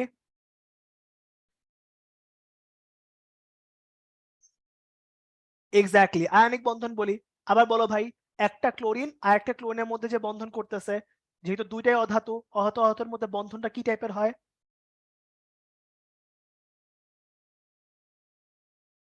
ওকে, চমৎকার। তাহলে এখানটার মধ্যে কি হয়েছে, ক্লোরিন আর ক্লোরিন মিলে এখানে কি হয়েছে, এখানে হচ্ছে আমার সমযোজী বন্ধন হয়েছে, সমযোজী বন্ধন হয়েছে, ঠিক আছে? এরপরে খেয়াল করো, এটা মেটালিক বন্ধন কখন, ধরো তুমি একটা ধাতুর খণ্ড নিছো, সোডিয়াম ধাতুর একটা খণ্ড নিছো, এই সোডিয়াম ধাতুর খণ্ডের ভিতরে আমার এদের মধ্যে যে বন্ধনটা থাকে তাকে কি টাইপের বন্ধন বলে? কি টাইপের বন্ধন বলে বলেন তো? না শাফিক, কোনো শর্টকাট নাই রে ভাইয়া, খুবই স্যাড, কিন্তু শর্টকাট নাই। আচ্ছা, অবশ্যই তখন তাকে বলবো আমরা ধাতব বন্ধন, তাই না? কি বন্ধন বলবো? ধাতব বন্ধন বলবো। ওকে, ধাতব বন্ধন বলবো। গুড, চমৎকার চমৎকার। মেটালিক বন্ধন বা ধাতব বন্ধন। এবার একটু একটু করে কমেন্ট সেকশনে অ্যান্সার দিবা, রেডি হয়ে যাও।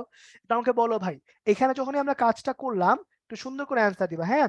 যে বলো তো ভাই, যখনই হচ্ছে আমরা এরকম কাজ করতেছি, ধরো এই পার্টটুকুর মধ্যে একটা ধাতু এবং একটা অধাতুর মধ্যে বন্ধনকে আয়নিক বন্ধন বলে। বলো তো ভাই, আয়নিক বন্ধনের ভিতরে আমার কোন বলটা জানি কাজ করে? আয়নিক বন্ধনে কোন বলটা কাজ করে, বলের নাম কি? স্থির বৈদ্যুতিক আকর্ষণ বল, ঠিক আছে? স্থির বৈদ্যুতিক আকর্ষণ বল, চমৎকার। বলো সমযোজী বন্ধন বা কোভ্যালেন্ট বন্ড, এই কোভ্যালেন্ট বন্ড মানে কিন্তু সমযোজী, এই ইংলিশ টার্মগুলো কিন্তু জানতে হবে, ঠিক আছে? সেন্ট জোসেফে যারা পরীক্ষা দিবে ওদের কিন্তু অবশ্যই ইংলিশ টার্ম জানতে হবে, বিকজ সেন্ট জোসেফে কিন্তু ইংলিশ টার্ম অনেক সময় পরীক্ষায় আসে, ঠিক আছে? মাথায় রেখো। কোভ্যালেন্ট বা সমযোজী বন্ধনের মধ্যে বলো কোনটা হবে, কোন টাইপের বল কাজ করে? ভ্যান্ডার ওয়েলস বল কাজ করে, ঠিক আছে? ভ্যান্ডার ওয়ালস বল কাজ করে, ঠিক আছে? তো মাথায় রাখবা, ওকে? এবার এখানটার মধ্যে আমরা কাজ করে ফেলছি মোটামুটি, এখানে অত সমস্যার কিছুই নাই। এবার দেখো ভাই, পরেরটার মধ্যে একটা নতুন টাইপের বন্ধন পড়বো, যেটা হচ্ছে সন্নিবেশ সমযোজী বন্ধন। ধীরে ধীরে বলবো, আগে বুঝো। এখন খেয়াল করো তো ভাই, একটু আগে পড়ছো, অ্যামোনিয়ার কাছে কয়টা জেনে মুক্ত জোড় আছে, একটু বলো তো আমাকে ভাইয়া। অ্যামোনিয়ার কাছে কয়টা মুক্ত জোড় আছে, একটু বলো আমাকে। একটা মুক্ত জোড় আছে, তাই না? এই তো গুড, চমৎকার। অ্যামোনিয়ার কাছে মুক্ত জোড় আছে একটা। একটু আগে পড়ে আসছো, বলো তো ভাই, BF3 কাছে অষ্টক সংকোচন না সম্প্রসারণ? বলো, BF3 কাছে অষ্টক সংকোচন না সম্প্রসারণ? সংকোচন, মানে ইলেকট্রন শর্টেজ আছে, ঠিক আছে? এবার কথা একটু ভালো করে বুঝো, ঠিক আছে? এখন এক জোড়া ইলেকট্রন, ঠিক আছে, সমযোজী বন্ধনে কেস কি ছিল মনে আছে? যে আমার প্রত্যেকটা, মানে হাইড্রোজেন একটা ইলেকট্রন দেয়, ক্লোরিন একটা ইলেকট্রন দেয়, এভাবে ইলেকট্রনটা শেয়ার হয়, এটাকে আমরা কি বলছিলাম? এটাকে আমরা বলছিলাম নরমাল সমযোজী। কিন্তু শেয়ারের এক জোড়া ইলেকট্রনে যদি একটা যৌগ বা একটা মৌল একাই দান করে, তখন তাকে আমরা কি বলি? তখন তাকে আমরা বলি হচ্ছে সন্নিবেশ সমযোজী বন্ধন। আমি আবারও বলতেছি, শেয়ারের শেয়ারের ইলেকট্রন শেয়ারের ইলেকট্রন যদি একটি পদার্থ থেকেই সাপ্লাই হয়, একটি পদার্থই সাপ্লাই করে, আরেকটা পরমাণু কোনো কিছু সাপ্লাই করে নাই, ঠিক আছে? তাকে আমরা কি বলি? তাকে বলি আমরা সন্নিবেশ সমযোজী বন্ধন। এটাকে আমি জানি তোমরা অনেকে প্যাচ লাগাই ফেলবো, আমি তাও বলি, শুনো। ধরো তুমি আসো হচ্ছে, তুমি দিছো 50 টাকা, তোমার ফ্রেন্ড দিছে 50 টাকা, দুইজন মিলে তোমরা একটা পিৎজা কিনছো, একটা পিৎজা কিনছো। তখন এইটা যে পিৎজা কিনলো না দুজন মিলে, এটা হচ্ছে নরমাল সমযোজী, এটা হচ্ছে নরমাল সমযোজী। কিন্তু ধরো তুমি দিছো 100 টাকা ঠিকই, কিন্তু তোমার কিপটা ফ্রেন্ড কোনো টাকাই দেয় নাই, 0 টাকা না দিয়ে সে কিন্তু ফুল পিৎজাটাই খাই ফেলাইছে, ঠিক আছে? ফুল পিৎজা খাইছে। তাহলে বলো তো, ফুল পিৎজাটা কি তুমি একাই পে করছো না? ফুল পিজার টাকাটা কি তুমি একাই পে করছো না? ঠিক বলছে কিনা? পে করছো। তাহলে এই যে তুমি একাই ফুল টাকাটা দিয়ে দিলা, এটা হচ্ছে সন্নিবেশ সমযোজী বন্ধন। যে আমার শেয়ার করা ছিল দুজনেরটা, কিন্তু শেয়ারকৃত ইলেকট্রনটা একাই কে দিয়ে দিছে? একাই হচ্ছে অ্যামোনিয়া দিয়ে দিছে। যেমন দেখো NH3 ওর এক জোড়া ইলেকট্রন যদি H+ কে দিয়ে দেয়, তাহলে এই দুইটা মিলে ওভারঅল কি অ্যামোনিয়াম তৈরি হয় না? দেখো বুঝছি কিনা? তার মানে খুব ক্লিয়ারলি বুঝো, যদি শেয়ারকৃত ইলেকট্রন কোনো পদার্থ যদি একাই সাপ্লাই করে থাকে, তাহলে তাকে আমরা কি বলি? তাকে আমরা বলি হচ্ছে সন্নিবেশ সমযোজী বন্ধন। বুঝছি কথা? ক্লিয়ার? আচ্ছা, এবার সন্নিবেশ সমযোজী বন্ধন কি ভাই এই কয়েকটাই হবে, আর হবে না? ঠিক আছে, ওকে। তাহলে এবার তুই চিন্তা করো, দেখো একটু বলি। ধরো এখানটার মধ্যে এই জিনিসটা আছে, চিন্তা করো একটু। হ্যাঁ, ধরো এখানে কি কি আছে, আগের পেজে কি কি পড়লা? যে NH3 H+ কে দিছে, ওটা একটা সন্নিবেশ। হ্যাঁ, ওটা একটা সন্নিবেশ, এটা পড়ছো তুমি। আবার বলো তো ভাই, H2 এর কাছে দুইটা মুক্তজোড় ছিল, যদি একটা মুক্তজোড় সে H+ কে দিয়ে দেয়, তাহলে সে কি H3O+ তৈরি করবে? ওটাও কি সন্নিবেশ হবে না? তোমরা বলো তো ভাই, হবে কিনা? আবার চিন্তা করে দেখো তো, Cl- তার কাছে তিনটা মুক্তজোড় আছে, এই মুক্তজোড় গুলা যদি সে কাকে দিয়ে দেয়? আরেকটা সংকোচক কাউকে দিয়ে দেয়, তাহলে ওটাও কি সন্নিবেশ হবে না বলতো?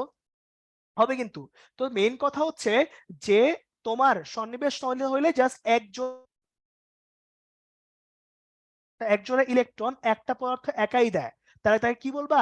সন্নিবেশ বলবা। কি বলবা? সন্নিবেশ বলবা। এবার ভাইয়া, না এক না, এক না, এক না নাজমুল, এক না, এক না, অবশ্যই এক না। ঠিক আছে, এবার তাহলে আমাকে একটু বলো, সন্নিবেশ নিয়ে কি সবার তাহলে আইডিয়া ক্লিয়ার হয়েছে? সন্নিবেশ নিয়ে কি আইডিয়া ক্লিয়ার হয়েছে কিনা বলো? ওকে, নাইম বুঝছো, রোহিত বুঝছো, তারপরে হচ্ছে পিউলি বুঝছো। আয়নিক আর সন্নিবেশ একই। কেমনে আয়নিক আর সন্নিবেশ একই? শোনো, যখনই একবার শেয়ারের কথা আসবে পিউলি, তখনই কিন্তু আর কোনো সময় কোনো জিন্দিগিতে ওটাকে আয়নিক চিন্তা করা গুনাহ। ঠিক আছে, কজ এখানে কিন্তু এক ইলেকট্রন শেয়ার হইছে। ঠিক আছে, আমার আয়নিক মানে সন্নিবেশ কিন্তু এক জোড়া ইলেকট্রন শেয়ার করছে, তার কাছেও আছে, সে হাইড্রোজেনের সাথে শেয়ার করছে, সে কিন্তু নিজে দিয়ে দেয় নাই। আর আয়নিকে কি হয়? আয়নিকের মধ্যে সে একটা পুরো ছেড়ে দেয়, তার কাছে আর কিছুই থাকে না। কথা কি বুঝতে পারছি পিউলি? ক্লিয়ার? ওকে, রামিম বুঝো নাই, সোহা বুঝো নাই, দুজন বুঝো নাই। ঠিক আছে, খেয়াল করো এখানে কি হয়েছে। এবার এখানটার মধ্যে সন্নিবেশ হওয়ার ক্ষেত্রটা আরেকবার বলতেছি, মনোযোগ দিয়ে শুনবা। দেখো, যদি হচ্ছে, ওকে, দেখেন, এবার এখানটার মধ্যে যখন কাজ করতেছো, দেখবে এবার সন্নিবেশ সমযোজী বন্ধন হইতে কি লাগবে? সন্নিবেশ সমযোজী বন্ধন হইতে লাগবে হচ্ছে, ধরো এখানে আমার H+টা আছে, ওর কাছে কোনো ইলেকট্রন নাই। এখানে অ্যামোনিয়া, ওর কাছে হচ্ছে কি হয়েছে? এক জোড়া বেশি ইলেকট্রন আছে। এবার ওরা আগে এই ইলেকট্রনের জোড়া করতে হবে, শেয়ার করতে চায় ওরা, তাই না? এই শেয়ার করা জোড়াটা একাই সাপ্লাই করছে কে? অ্যামোনিয়া। মনে রাখতে হবে, শেয়ারকৃত হবে এক জোড়া ইলেকট্রন, কিন্তু ওই ইলেকট্রন জোড়া কে দান করবে? একটি পদার্থ দিবে। একটি পদার্থ মানে হাইড্রোজেন কোন ইলেকট্রন দেয় নাই, কিন্তু সে শেয়ার করতেছে, মানে নিচে সে। কথা কি বুঝতে পারছি এবার? যে তিনজন বুঝো নাই, তোমরা কি বুঝছো? ক্লিয়ার? কারণ সোডিয়াম বা ক্লোরিন কারো কাছে এক্সট্রা ইলেকট্রন নাই ফারদিন, এই জন্য। ওকে, নাইস, চমৎকার। ওকে, চমৎকার, তিনজনেই বুঝো নাই, বাকি সবাই বুঝতে পারছো। আয়নিক আর সন্নিবেশ কি একই না? অবশ্যই না, কেন এক হবে রে ভাই? আয়নিক কি? আয়নিক হচ্ছে যে হচ্ছে ইলেকট্রন দান করে দিবে। আর সন্নিবেশ মানে কি? যে সে শেয়ার করছে, সে কিন্তু একজনের শেয়ার করে দিচ্ছে, সে কিন্তু ছাইরা দেয় নাই, মানে তার কাছে কিন্তু গায়েব হয় না, তার কাছেও আছে, আরেকজনের কাছেও আছে। ওকে প্রাচুর্য, থ্যাংক ইউ। ওকে, নাইস, চলেন তাহলে। অ্যামোনিয়াম এ দুইটা H কে দিয়ে, হ্যাঁ, শুধু প্লাসের জন্য দুটো এক হয়, যে NH4+ মানে হচ্ছে ওভারঅল যে H+টা আছে ওই প্লাসটা দিয়ে যুক্ত হয় আর কি, NH4+ আর Cl- এরকম। হ্যাঁ, গুড, চমৎকার। হ্যাঁ হ্যাঁ হ্যাঁ হ্যাঁ সাহাব, সন্নিবেশ সমযোজী বন্ধন, ঠিক আছে। কেন সেম হবে? ধাতবের সাথে তোর কোনো মিলই নাই, কেন সেম হবে বলো?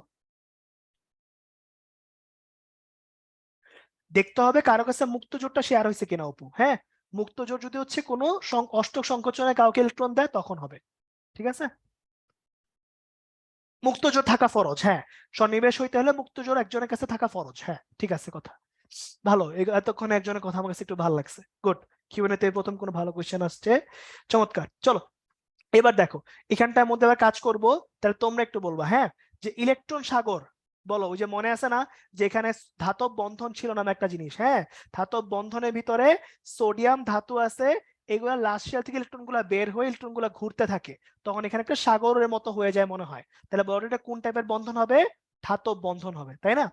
বলো আয়নিক বন্ধনে পরমাণুগুলো কোন বলে আকর্ষণ যুক্ত থাকে? একটু আগেই বলছো স্থির বৈদ্যুতিক আকর্ষণ বল, তাই না? এটা ইজি। এরপরে কয়টি ইলেকট্রন শেয়ারের মাধ্যমে সন্নিবেশ সমযোজী হয়? এটার অ্যান্সার তোমরা দাও আমাকে একটু। কয়টা? দুইটি, তাই না? দুইটি, ঠিক আছে, দুইটি ইলেকট্রন শেয়ারের মাধ্যমে। খেয়াল করে দেখো, মনে করে দেখো, অ্যামোনিয়া ছিল, ও কিন্তু তার এক জোড়া মানে দুইটা ইলেকট্রন শেয়ার করে, তাই না? বা তুমি H2 এর কথা ভেবে দেখো যে H2 এর মধ্যে একটা কিন্তু কি হয়েছে, এক জোড়া দিয়ে দিয়েছে, এক জোড়া বা দুইটা ইলেকট্রন, ঠিক আছে, এক জোড়া বা দুইটি ইলেকট্রন, ঠিক আছে, মাথায় রাখবা।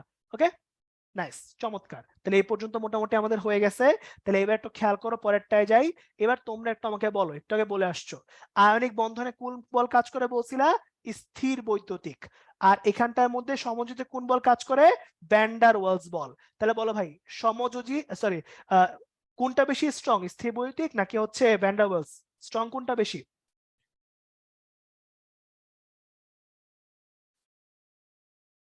স্থিরটা বেশি স্ট্রং, তাই না? স্থিরটা বেশি স্ট্রং। এখন যেটা বেশি স্ট্রং ওটা ভাঙতে এনার্জি বেশি লাগবে না কম লাগবে বলো? যেটা স্ট্রং ওটা ভাঙতে এনার্জি কি বেশি লাগবে না কম লাগবে? ভাঙতে এনার্জি বেশি লাগবে, তাই না? এনার্জি যদি বেশি লাগে তাহলে বলো ওর মেল্টিং পয়েন্ট আর বয়লিং পয়েন্ট মানে গলনাঙ্ক স্ফুটনাঙ্ক কি বেশি হবে না কম হবে? বলো, ওর গলনাঙ্ক প্লাস স্ফুটনাঙ্ক কি হবে? স্ফুটনাঙ্ক হবে বেশি। বলো সবাই কি এ পর্যন্ত বুঝছে কিনা? বলো। শেয়ার করতে পারবে সবসময় দুইটা, দুইটা থাকতে পারে তার কাছে প্রেজেন্ট, বা তার আরাফাত ম্যাক্সিমাম শেয়ার করতে পারবে দুইটা, ঠিক আছে। স্থির, গুড। প্রাচুর্য, তুমি একটু চ্যাট বক্সে অ্যান্সার দিও, হ্যাঁ। আচ্ছা, না HCl কেন হবে? HCl এর মধ্যে কেন হবে বলো তো? মানে তো হাইড্রোজেন হয়েছে, H প্লাস তো না রে ভাইয়া, H আর Cl এর মধ্যে হয়েছে, এটা নরমাল সমযোজী, ঠিক আছে। না এরকম কোনো কাহিনী নেই, তখন দেখতে হয় মুক্তজোড় বন্ধন আছে কিনা নাইম, হ্যাঁ মুক্তজোড় বন্ধন আছে কিনা নাইম, ঠিক আছে। ওকে, তাহলে এখানটা অবশ্যই কি হবে? অবশ্যই গণনাঙ্ক স্ফুটনাঙ্ক বেশি হবে কার? অবশ্যই এখানটার মধ্যে হবে। না আমি বললাম কিন্তু ধাতু আহত ক্ষেত্রে কোনো কাহিনী নেই, তখন দেখতে হয় কার কাছে মুক্তজোড় আছে, একটু শেয়ার হয়েছে কিনা। আয়নিক সমযোজী এগুলোর সাথে মিলানো যাবে না, হ্যাঁ। আচ্ছা চলো সামনের দিকে যাবো। ওকে, ওকে নাইস, তাহলে চলেন এই পর্যন্ত, একটু সুন্দর করে এবার তাহলে সামনের দিকে যাই। এবার আমরা পোলারিটি নিয়ে একটু পড়াশোনা করতে চাই। বলো ভাই, এখানটার মধ্যে পোলারিটি কি জিনিস? পোলারিটি হচ্ছে, মনে রাখবা, যার কাছে, আগে বুঝো একটু, সকল আয়নিক বন্ধনের মধ্যে, ধরো তুমি সোডিয়াম প্লাস Cl মাইনাস নিয়ে কাজ করতেছো, তাহলে এখানে কি Na প্লাস আর Cl মাইনাস আছে? তাহলে সকল আয়নিক বন্ধনের মধ্যে প্লাস মাইনাস দুইটা অংশ আছে নাকি নাই? একটু চ্যাট, প্লাস মাইনাস দুইটা সেকশন আছে নাকি নাই? আছে। মনে রাখবা যার কাছে প্লাস মাইনাস দুটা অংশ আছে তাকে আমরা বলি হচ্ছে পোলার যৌগ। কি যৌগ বলি আমরা তাকে? পোলার যৌগ। আর তার ধর্মের নাম কি? পোলারিটি, ঠিক আছে। হ্যাঁ আবারও বলতেছি, যার কাছে প্লাস মাইনাস দুইটা অংশ আছে তাকে আমরা বলি কি? পোলার যৌগ। আর তার ধর্মটার নাম কি? পোলারিটি। মনে রাখতে হবে সকল আয়নিক যে যৌগ আছে, সকল আয়নিক যৌগের কাছে আজীবন প্লাস মাইনাস থাকবে, এই জন্য তারা আজীবন পোলার যৌগ। মনে থাকবে, আজীবন কি যৌগ? পোলার যৌগ। ওকে, কিন্তু মনে রাখতে হবে সমযোজী বন্ধনের মধ্যে, বলতো ভাই একটা ওয়ার্ড পড়ছিলা, উচ্চ তড়িৎ ঋণাত্মক মৌল, মনে আছে? বলতো ভাই, উচ্চ তড়িৎ ঋণাত্মক মৌল, এটা কি মনে আছে?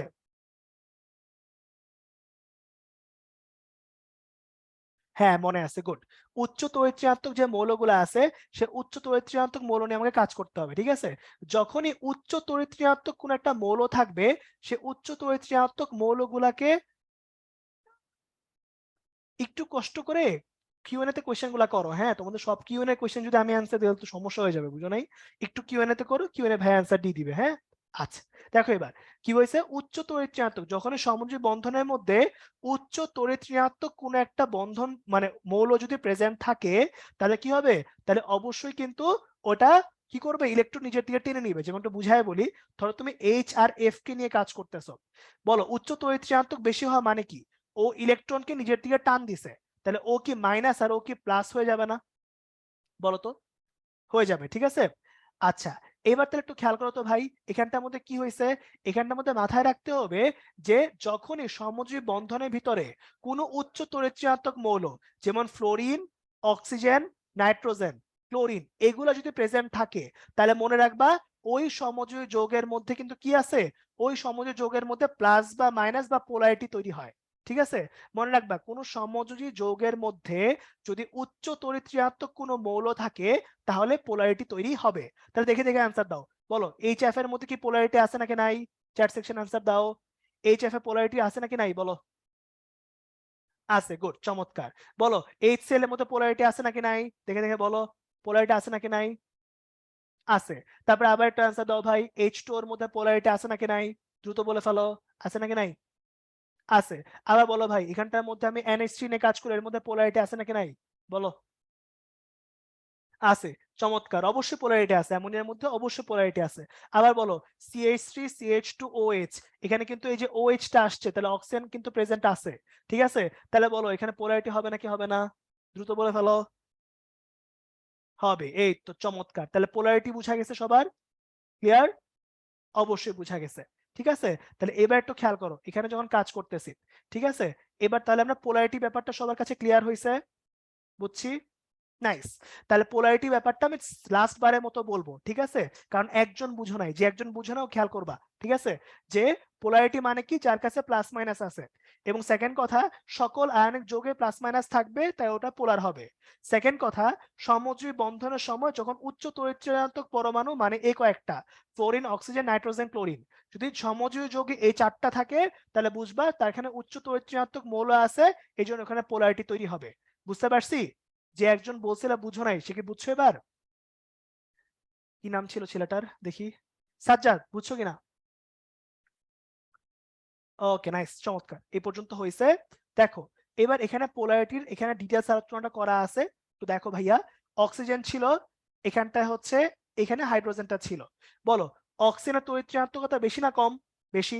তাহলে এই অক্সিজেনটা ইলেকট্রন নিজের দিকে টানছে, এই অক্সিজেনটা একটু নিজের দিকে টানছে, তাহলে এখানে কি হয়ে যাবে, এখানে সে হয়ে যাবে উচ্চ তড়িৎ-ঋণাত্মক, এই হাইড্রোজেনটা এখানে হয়ে যাবে হচ্ছে প্লাস। ঠিক আছে, সবাই কি বুঝতে পারছি, ক্লিয়ার কিনা বলেন? নাইস, তাহলে H2 কিন্তু সকল কেসেই কিন্তু কি হচ্ছে, আমার তৈরি হইতেছে পোলার যৌগ। ঠিক আছে, ওকে, ঠিক আছে। এবার এখানটা যখন কাজ করব, দেখো এবার এখানে বলো, তোমরা অ্যান্সার দিবে, রেডি হয়ে যাও, আবার অ্যান্সার দেওয়ার জন্য রেডি হয়ে যাও। বলো H2 কোন ধরনের সমযোজী যৌগ, বলো পোলার অপোলার কোনটা হবে, অ্যান্সার দাও, দ্রুত অ্যান্সার দাও। এ নাম্বার, পোলার হবে, গুড। বলো সেকেন্ডটা, বলো অ্যালকোহল কোন ধরনের হবে, দ্রুত অ্যান্সার দাও, অ্যালকোহল কোন ধরনের, গুড, পোলার যৌগ হয়ে যাবে, গুড। এবার NaCl স্ফটিক যেটা আছে, সেটা কি আকৃতির, তোমাদের বইয়ের কোশ্চেন, বলে ফেলো কোনটা হবে, এটা তোমাদের বইয়ে হুবহু আছে, বলো কোনটা হবে।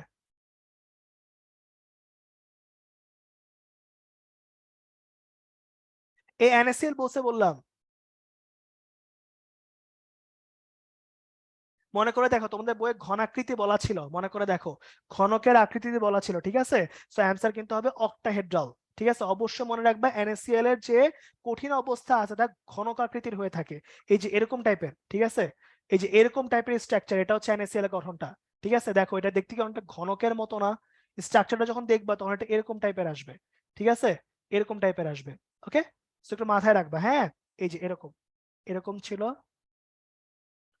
এই যে এরকম টাইপের একটা স্ট্রাকচার আসবে। ঠিক আছে, সো ওই স্ট্রাকচার নিয়ে যখন তুমি কাজ করবা, তখন ওটাকে আমরা কি বলবো, ওটাকে বলবো ঘনক আকৃতি। ঠিক আছে, ঘনক আকৃতি বলবো। ওকে, মাথায় রাখবা, তোমাদের বই শুরু শুরু ছিল, বই জিনিসপত্র না পারলে একটু প্যারা হয়ে যাবে আর কি। ঠিক আছে, আচ্ছা চলেন সামনের দিকে যাব। এর পরের প্রশ্ন এটা আছে, এবার তোমরা আমাকে বলো, অ্যান্সার দিবা, আমি খালি কোয়েশ্চেন করবো, কজ এই যে পেজ তোমরা আমার চেয়ে ভালো পারো, সেটা হচ্ছে বলো পানির মধ্যে প্লাস মাইনাস আছে নাকি নাই, অ্যান্সার দিও চ্যাট সেকশনে। আছে। বলো NaCl এর কাছে প্লাস মাইনাস আছে নাকি নাই, আছে। সবসময় মনে রাখবা একটা পোলার যৌগ, সবসময় আমি যে লাইনটা লিখতেছি এটা মনে রাখবা, সকল পোলার যৌগ, সকল পোলার যৌগ, তার একটু অন্য কালার নেই, সকল যে পোলার যৌগ আছে, সে পোলার যৌগ সর্বদা পানিতে দ্রবীভূত হবে। মনে থাকবে এটা, সকল পোলার যৌগ যদি সেটা কঠিন হয়, সে অবশ্যই সে দ্রবীভূত হবে, পানিতে দ্রবীভূত হবে। তাহলে বলো NaCl দ্রবীভূত হবে কি হবে না, তোমরা বলো। হবে। তাহলে এবার তোমরা আমাকে একটু বলো, অ্যালকোহল পানিতে দ্রবীভূত হবে কি হবে না? হবে। ঠিক আছে, এরকম ভাবে কিন্তু অবশ্যই করা যাবে। মনে রাখবা যতগুলা পোলার যৌগ আছে, পোলারের প্লাস মাইনাস নরমাল আরেকটা পোলারের প্লাস মাইনাসকে আকর্ষণ করবে। সো সব সময় সকল পোলার যৌগ পানিতে দ্রবীভূত হবে। মনে থাকবে? ওকে, নাইস। এবার তোমরা চিন্তা করো ভাই, এইটুকু পর্যন্ত আমরা পড়ে ফেলছি। এবার আমরা পড়বো হচ্ছে এই বিদ্যুৎ পরিবাহিতা। এখন বিদ্যুৎ পরিবাহিতার জন্য মেইনলি কি লাগে বলতো? ইলেকট্রন ফ্লো লাগে, তাই না? এবার একটু চিন্তা করে দেখো তো ভাই, যখন ধরো NaCl টা আমি সলিড অবস্থায় নিছি, তাহলে NaCl এর সলিড অবস্থায় সে কিন্তু কি কোনো আয়ন কি তার কাছে প্রেজেন্ট আছে? তোমরা একটু বলো তো ভাই, আয়ন কি আছে তার কাছে? কোনো আয়ন কি তো নাই। তাহলে সে কি বিদ্যুৎ পরিবহন করতে পারবে? সে কিন্তু বিদ্যুৎ পরিবহন করতে পারবে না। ঠিক বলছি না বলতো? তার কাছে আয়ন নাই, তার ইলেকট্রন ফ্লো হবে কোত্থেকে? সো বিদ্যুৎ পরিবহন করতে পারবে না, তাই তো? কিন্তু যখন তুমি কি করতেছো, এই NaCl টাকে যখন অ্যাকুয়াসের মধ্যে নিছো, ঠিক আছে, এই NaCl আছে অ্যাকুয়াসে নিছো, অল্প একটু দ্রবীভূত হয়েছে, হালকা দ্রবীভূত হয়েছে, ধরো হালকা দ্রবীভূত হয়েছে। এখন হালকা যদি দ্রবীভূত হয়, ঠিক আছে, তখন কি হবে বলতো?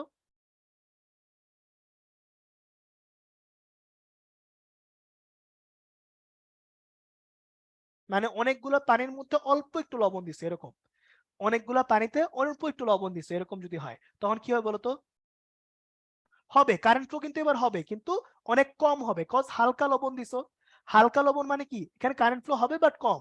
এবার ধরো হচ্ছে কোন একটা অনেক দ্রবণ তৈরি করে ফেলছো, Na+Ca+ নিছো অনেক বেশি, ঠিক আছে, অনেক বেশি অ্যাকুয়াস নিয়ে ফেলছো, তাহলে ওইখানে যেহেতু আয়ন প্রেজেন্ট আছে, মনে রাখবা যত বেশি আয়ন প্রেজেন্ট থাকবে, মানে NaCl এর ভ্যালু পানিতে যত বেশি হবে, তত বলো আমার বিদ্যুৎ পরিবাহিতা বাড়বে না কমবে? যত পানিতে Na+Cl- এর ভ্যালু বাড়বে, তত কি বেশি হবে না কম হবে? অবশ্যই বিদ্যুৎ পরিবাহিতা বাড়বে, মনে থাকবে। তত কি হবে বলতো? বিদ্যুৎ পরিবাহিতা বৃদ্ধি পাবে। ওকে, মনে থাকবে সবার? মনে থাকবে কিনা বলো? ঠিক আছে, আচ্ছা। এবার তাহলে আমাকে একটু বলো তো ভাই, এখানে বিদ্যুৎ পরিবাহিতা আছে, হ্যাঁ, ধাতব বন্ধনে গেছে, তোমরা আমাকে একটা ছোট্ট কোশ্চেন অ্যান্সার দিবা। ধরো দুইটা ধাতুর খণ্ড আছে, একই সোডিয়াম, একই সোডিয়াম, দুইটা খণ্ড আছে, এটাকে 1 এটাকে 2 দিলাম। একটার মধ্যে আমার 10টা সোডিয়াম প্লাস আয়ন আছে, কজ 10টা নিছো, আর একটার মধ্যে তোমার 20টা সোডিয়াম প্লাস আয়ন আছে, মানে তুমি 20টা অণু নিছিলা এরকম আর কি, পরমাণু নিছিলা। তাহলে বলো কোন কেসে আমার বেশি পরিবহনটা হবে? তোমরা বলো কোন কেসে বেশি পরিবহন হবে? যে কেসে, যে ক্ষেত্রে আমার আয়নটা যত বেশি পাওয়া যাবে সেই ক্ষেত্রে আমার কি হবে? ফ্লোটা কিন্তু বেশি হবে। তাহলে মনে রাখবেন সব সময় একটা কোশ্চেন আসে এখান থেকে, সেটা হচ্ছে আমার বিদ্যুৎ পরিবহনের শর্ত কি? বিদ্যুৎ পরিবহনের শর্ত হচ্ছে মুক্ত ইলেকট্রন প্রেজেন্ট থাকা। মুক্ত ইলেকট্রন যদি প্রেজেন্ট থাকে, তাহলে কি হবে? এক সাইডে ইলেকট্রন এক সাইডে ফ্লো হয়ে যাবে, ফলে এখানে বিদ্যুৎ পরিবাহী হবে। তাহলে বলেন এটা কি বিদ্যুৎ পরিবাহী হবে কি হবে না? আপনার অ্যান্সার দেন, বিদ্যুৎ পরিবাহী হবে কি হবে না?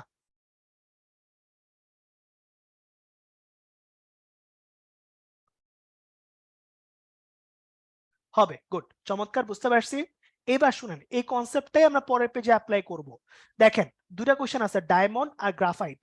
খেয়াল করেন তো ভাই, এই যে ডায়মন্ডটা যে আছে, এই ডায়মন্ডের একটা পরমাণু, এই ডায়মন্ডের একটা কার্বনে প্রত্যেকটা গুলটি হচ্ছে একটা করে কার্বন, ঠিক আছে? তাহলে বলো একটা কার্বন অপর কয়টা কার্বনের সাথে যুক্ত আছে, একটু গুনে গুনে বলো তোমাকে, কয়টা কার্বনের সাথে যুক্ত আছে ডায়মন্ডে? একটা কার্বন অপর কয়টার সাথে যুক্ত আছে বলো? প্রতিটা কার্বন, প্রতিটা কার্বন অপর 4 কার্বনের সাথে যুক্ত অবস্থায় আছে। তাহলে যদি 4 কার্বনের সাথে যুক্ত অবস্থায় থাকে, তাহলে কার্বনের যোজনী কত ছিল মনে আছে? যোজনী ম্যাক্সিমাম কত? 4। তাহলে ম্যাক্সিমাম যোজনী যদি 4 হয়, তাহলে এখানে কোনো মুক্ত ইলেকট্রন কি আছে? বলো কোনো ফাঁকা হাত বা মুক্ত ইলেকট্রন কি আছে? কোনো মুক্ত ইলেকট্রন নাই। তাহলে সে বিদ্যুৎ পরিবাহী না অপরিবাহী বলো তো? পরিবাহী না অপরিবাহী বলো, তোমরা বলো, বিদ্যুৎ কি পরিবাহী না অপরিবাহী? অপরিবাহী, তাই না? তাহলে সে হচ্ছে বিদ্যুৎ অপরিবাহী, বিদ্যুৎ অপরিবাহী, ঠিক আছে। অপর দিকে যখন তুমি কাজ করতেছো একটু খেয়াল করেন, এখানে আছে কি গ্রাফাইট। তাহলে গ্রাফাইটের জন্য আপনি একটা অ্যান্সার দেন। গ্রাফাইটের মধ্যে দেখেন একটা কার্বন আমি নিলাম, এখানে একটার সাথে, এখানে দুইটার সাথে, এখানে তিনটার সাথে যুক্ত। তার মানে গ্রাফাইটের ভিতরে প্রত্যেকটা কার্বন অপর কয়টার সাথে যুক্ত বলেন তো? প্রতি কার্বন অপর 3 কার্বনে যুক্ত। কিন্তু আমাকে একটু বলেন তো ভাই, কার্বনের যোজনী কত ছিল? কার্বনের যোজনী কত ছিল? 4। তাহলে বলো তিনটা হাত সে ইউজ করছে, চারটার মধ্যে তিনটা হাত ইউজ করছে, তাহলে প্রত্যেক কার্বনের কি একটা করে হাত ফাঁকা আছে না? এক্স্যাক্টলি, প্রত্যেকটা কার্বনের মধ্যে একটা করে হাত ফাঁকা মানে কি মুক্ত ইলেকট্রন কিন্তু আছে। মুক্ত ইলেকট্রন যদি থাকে তাহলে সে কি বিদ্যুৎ পরিবাহী না অপরিবাহী? তাহলে সে হচ্ছে বিদ্যুৎ পরিবাহী। বলো বুঝছো কিনা? সে কি বিদ্যুৎ পরিবাহী। ওকে, প্রাচুর্য চ্যাট সেকশন অ্যান্সার দিতে হবে। হ্যাঁ, আচ্ছা। হ্যাঁ, এটা দীপানো একটা পোর্শন দেখাইছে আমার, কারণ এগুলো কিন্তু পলিমার যৌগ, মানে এগুলো অনেক বড় বড় গঠন তৈরি করে ফেলে। গঠনের একটা স্লাইস মানে একটা অংশ কেটে আমরা এখানে রাখছি, বুঝছো? সো এই জন্য আর কি। ওকে, আচ্ছা ঠিক আছে। তাহলে এই পর্যন্ত সবাই কি বুঝতে পারছে? তাহলে বলেন তো গ্রাফাইট আর হচ্ছে ডায়মন্ডের মধ্যে কোনটা বিদ্যুৎ পরিবাহী হইলো? বলেন, গ্রাফাইট আর হচ্ছে ডায়মন্ডের মধ্যে কোনটা বিদ্যুৎ পরিবাহী হইলো একটু বলেন তো। গ্রাফাইট, গুড, চমৎকার। ঠিক আছে, গুড। এই পর্যন্ত আমাদের মোটামুটি হয়ে গেছে। তো আমরা মোটামুটি অনেক কিছু পড়লাম। এবার এখান থেকে আমরা একটু ভালো করে পড়বো, সবাই একটু মনোযোগ দিবেন। দেখেন, এখানে আমরা আমাদের ক্লাস সুন্দর করে অ্যাপ্লাই করব, সবাই একটু মনোযোগ দিয়ে শুনবেন, কি কথা বললেন না। দেখেন, আমাকে একটু অ্যান্সার দিবেন, এখানে রেডি হয়ে যান অ্যান্সার দেওয়ার জন্য। NH4Cl আছে, সবার আগে একটু আমাকে বলেন, এখানে শুরুতেই NH4+ আর Cl-, তাহলে একটা প্লাস আর একটা মাইনাসের মধ্যে কি টাইপের বন্ধন হয় একটু বলেন তো। একটা প্লাস আর একটা মাইনাসের মধ্যে কি টাইপের বন্ধন হয় বলেন। কাফি অ্যান্সার দিছো, প্রান্ত, শিউলি, প্রাচুর্য, তারপর হচ্ছে নাইম, রিফাত, জেরিন, মৃদুল, অনি, অপনি, দিবান, নেহাল, পলক, চমৎকার। তাহলে প্রথমে যে বন্ধনটা হবে সেই বন্ধনের নাম কি? আয়নিক বন্ধন। আয়নিক বন্ধন। ওকে, এবার খেয়াল করো ভাইয়া, এখানটার মধ্যে যখন কাজ করতেছি, তাহলে এবার তোমরা একটু আগে পড়ে আসছো NH4+, এখানের মধ্যে বলো এই NH4+ তৈরি হইতে হইলে NH3 আর H+ এর মধ্যে কি টাইপের বন্ধন হওয়া লাগে? কি টাইপের বন্ধন হওয়া লাগে বলো। NH3 আর H+ এর মধ্যে কি টাইপের বন্ধন হওয়া লাগে একটু আগে পড়াইছি? সন্নিবেশ বন্ধন হওয়া লাগে, তাই না? যদি এক জোড়া মুক্ত জোড় কেউ একাই দান করে ফেলে তাকে আমরা কি বলি? তাকে আমরা বলি সন্নিবেশ সমযোজী বন্ধন। আর লাস্ট কেসে আমাকে একটু বলো, এখানে আছে NH3, তাহলে এখানটার মধ্যে আমাকে বলো সমযোজী কয়টা আছে? সমযোজী আছে হচ্ছে তিনটা। তাহলে বলো কয় ধরনের বন্ধন পাওয়া গেল? আয়নিক পাওয়া গেছে একটা, সন্নিবেশ পাওয়া গেছে একটা, কজ এক জোড়া শেয়ার। আর এখানে অ্যামোনিয়ার মধ্যে খেয়াল করো, দেখো তো ভাই, এখানে কিন্তু তিনটা বন্ধন, মানে 3 জোড়া কিন্তু শেয়ার হইছে। তার মানে কি সন্নিবেশ কয়বার হইছে? সন্নিবেশ কিন্তু হইছে 3 বার। তাহলে বলো মোট বন্ধন কয়টা হইলো? মোট বন্ধন কিন্তু 1+1+3 মানে 5টা। কতগুলা টাইপ হইলো? কত ধরনের বন্ধন হইলো বলো তো? 3 ধরনের বন্ধন হইলো। ধরন 3টা, মোট 5টা। ধরন 3টা, মোট বন্ধন সংখ্যা 5টা। বুঝতে পারছি কিনা? কথা ক্লিয়ার? এক্স্যাক্টলি। তাহলে এবার একটু সুন্দর করে অ্যান্সার দিয়ে ফেলো দেখি। সুন্দর করে অ্যান্সার দিয়ে ফেলো দেখি। হ্যাঁ, অ্যান্সার দিয়ে ফেলবা। সেটা হচ্ছে এমন NH4Cl যেটা আছে, এই NH4Cl এর মধ্যে কয়টি বন্ধন আছে বলেন। এটা অ্যান্সার কত নাম্বারটা হবে? দ্রুত দ্রুত বলেন, কত নাম্বারটা অ্যান্সার হবে?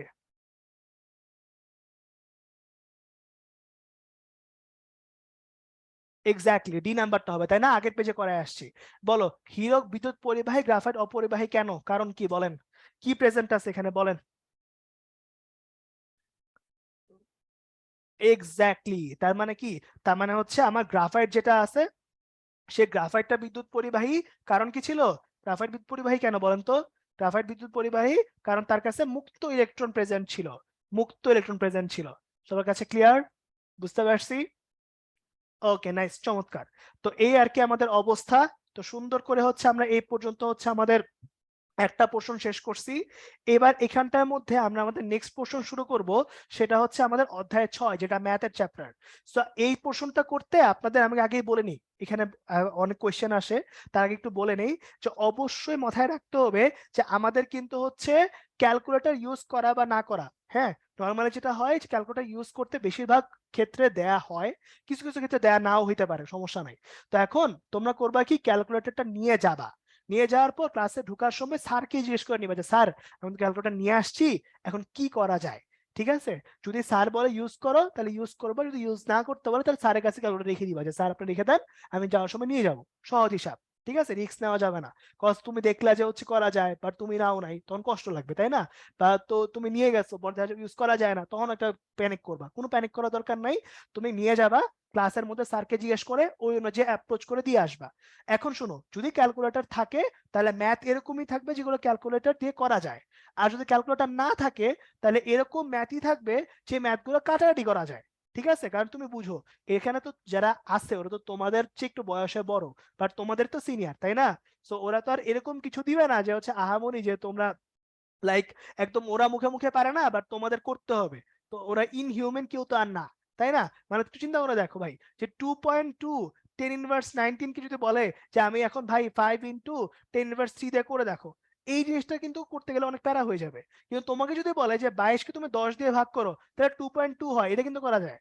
সো এটা হচ্ছে কথা আর কি, যে ক্যালকুলেটর নিয়ে তো প্যারা খাওয়ার কিছু নাই, তুমি সবগুলা ম্যাথই করবা, কাটাকাটি করা গেলে যখন তুমি কাটাকাটিটা পারো এই হিসাবে করে যাবে আর কি। ঠিক আছে, আর তারপর যদি ক্যালকুলেটর ইউজ করতে দেয় এটা বোনাস পয়েন্ট, সহজ হিসাব। তো এখন হচ্ছে আমরা নেক্সট যে কোশ্চেন গুলো আছে ওই কোশ্চেন গুলো আমরা ভালো করে করব। ঠিক আছে, আচ্ছা, তো এখানে হচ্ছে করে রাখতেছি। এখন তোমরা শুনো, তোমরা হচ্ছে সবাই হাতের কাছে ক্যালকুলেটরটা একটু নিয়ে রাখো। ঠিক আছে, ক্যালকুলেটর নিয়ে রাখো। আমরা হচ্ছে এই যে এই পেজটা একটু বের করে রাখতেছি, যারা তুলতে পারবে না বলছো ওর জন্য। আর হচ্ছে আমি তোমাদের এখন 7-8 মিনিট একটা ব্রেক দিব, 7 মিনিট একটা ব্রেক দিব, 7 মিনিট ব্রেক দিব, খেয়াল করো। হ্যাঁ, ওকে, সো এখন 7টা 37-এ ক্লাস শুরু হবে। আচ্ছা, ঠিক আছে।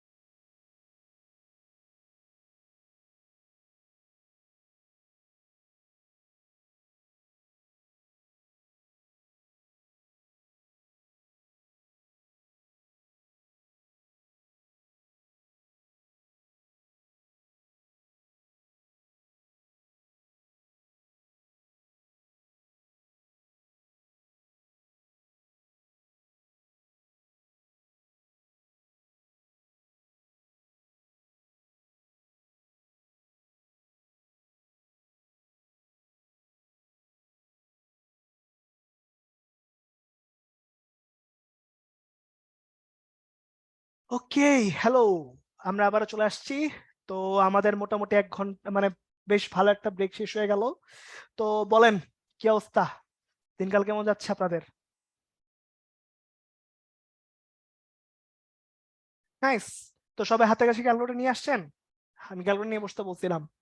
ঠিক আছে, ওকে, নাইস। চলেন তাহলে হচ্ছে আমরা এবার শুরু করে দিব, দেরি করবো না আর কোনো। ভাইয়া, প্লাস আর মাইনাস আদান প্রদান কিভাবে হয়? আদান প্রদান কিভাবে হয় মানে সিএল মাইনাস সিএল যেটা আছে, সিএল ওর একটা মুক্ত মানে সিএল NH4 প্লাস থেকে একটু নিয়ে নেয়, ওই যে NH3 যে মুক্ত জোটটা নিয়ে নেয়।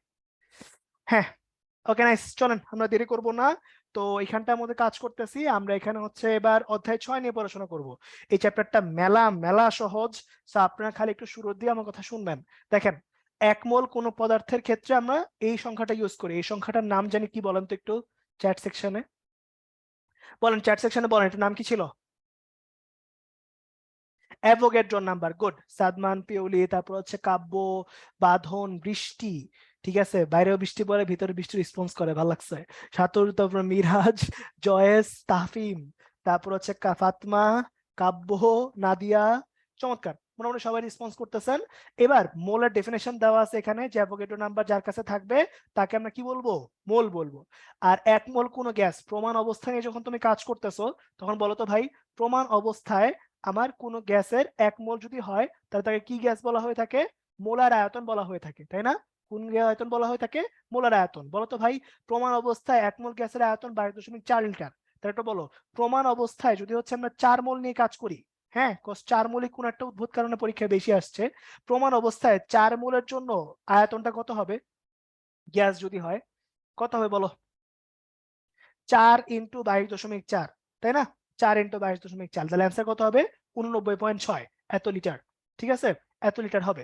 এবার একটা ছোট্ট ইনফরমেশন আমাকে দিবা, 1 লিটার সমান কত মিলিলিটার? বলো, 1 লিটার সমান কত মিলিলিটার, এখানে একটু বলো। 1 লিটার সমান কত মিলিলিটার? 1000 মিলিলিটার, তাই না? 1000 মিলিলিটার। তাহলে বলো, এখানে 1000 ml 1000 দিয়ে গুণ দিলে কত আসবে অ্যান্সার? তোমরা কয়ে ফেলাও, যদি এটাকে ml এ চাইতাম তাহলে কত আসতো অ্যান্সার? এই 89.6 কে 1000 দিয়ে গুণ করলে কত আসবে অ্যান্সার বলেন? এক্স্যাক্টলি, তাহলে 89, এটা আসবে, তাই না? এত ml হয়ে যাবে। সো কোয়েশ্চেন যখন আসবে এগুলো একটু মানে ইজি আসে, বাট ওই যে ml আর লিটার এগুলো নিয়ে একটু প্যারা দেয়, একটু দেখে যাও আর কি, যে 1 লিটার সময় এত ml, এগুলো দিয়ে গুণ দিতে বলে আর কি। এটাই আসছিল পরীক্ষা একবার, সো এটা একটু দেখাই দিলাম আর কি, আর কিছুই না। ঠিক আছে, আচ্ছা। এবার দেখো ভাই, তাহলে পরেরটার মধ্যে যদি আমি একটু যাই, খেয়াল করবা, এই পার্টটুকুর মধ্যে গুরুত্বপূর্ণ সূত্র সব একসাথে দেওয়া আছে। W/M যেটা, বলো তো ভাই, W/M কখন ইউজ করতে হয়? যখন কোশ্চেনে কি দেয়া আছে? ভর দেয়া আছে। এবার দেখো তো ভাই, V/4 কখন ইউজ করতে হয়? যখন তোমার STP তে আয়তন নিয়ে কাজ হচ্ছে, আয়তন নিয়ে কাজ হচ্ছে। অপরদিকে N/N এ কখন? যখন তোমার অণু বা পরমাণু এগুলা নিয়ে কাজ হইতেছে, তাই না? অণু বা পরমাণু নিয়ে কাজ হইতেছে। তাহলে এবার আমি তোমাদেরকে একটা কোশ্চেন করব, আমি জানি তোমরা এটা পারো, বাট স্টিল জাস্ট কোশ্চেন করার জন্য করা। ঠিক আছে, দেখি। 9-10 সবচেয়ে ইম্পর্টেন্ট ম্যাথগুলোর মধ্যে একটা, যে 0.1 m সোডিয়াম হাইড্রোক্সাইড, এটা তৈরি করতে আমার 5 গ্রাম লাগছে, সোডিয়াম হাইড্রোক্সাইডে 5 গ্রাম লাগছে আর কি। তাহলে বলো ভাই, এর আয়তন কত ছিল? বলো, আয়তন কত ছিল? মনে পড়ে? ওই যে W হচ্ছে SMV/1000, একটা সূত্র পড়ছিলা যে, আমি কেমন মনে রাখতাম, মনে আছে যে স্যার ভালো মানুষ বা 1000। হ্যাঁ, মানে আমার সময় ছিল আর কি, আমার মনে থাকতো না। সো আমি একটা পরে একবার মনে রাখলেই হয়, মনে রাখি আর কি। ঠিক আছে, স্যার ভালো মানুষ বা 1000, যা কি হইলো। এবার কি হয়েছে, এখানটার মধ্যে আমরা এস এর মান কোশ্চেনে দেওয়া আছে, ডাব্লিউ এর মান কোশ্চেনে দেওয়া আছে। এখানটার মধ্যে সবকিছুর মান আমি জানি, আণবিক ভর তো আমরা জানি যে কত আসবে, 40 আসবে। সো এখান থেকে জাস্ট ক্রস গুণ করে আমাকে ভি এর আয়তনটা বের করতে হবে। এখন বলো ভাই, যখনই 1000 দিয়ে ভাগ হইছে, 1000 যখনই তুমি ইউজ করছো, তখন ওইখানে ভি এর আয়তন বের হবে ml এ। ঠিক আছে, কিন্তু যদি 1000 ইউজ না করো, দ্যাট মিনস শুধু SMV ইউজ করো, তাহলে ওইখানে ভি কোন হিসেবে আছে বলতো? ওইখানে ভি কিন্তু লিটার ইউনিটে আছে, লিটার ইউনিটে আছে। ঠিক আছে, তাহলে বলো ভাই, এখানে ভি এরটা কত আসতেছে? W × 1000 ভাগ কত? ভাগ হচ্ছে S × M। তাহলে তোমরা আমাকে একটু অ্যান্সারটা বলো, অ্যান্সার কত হবে? অ্যান্সার কত হবে একটু বলে ফেলো।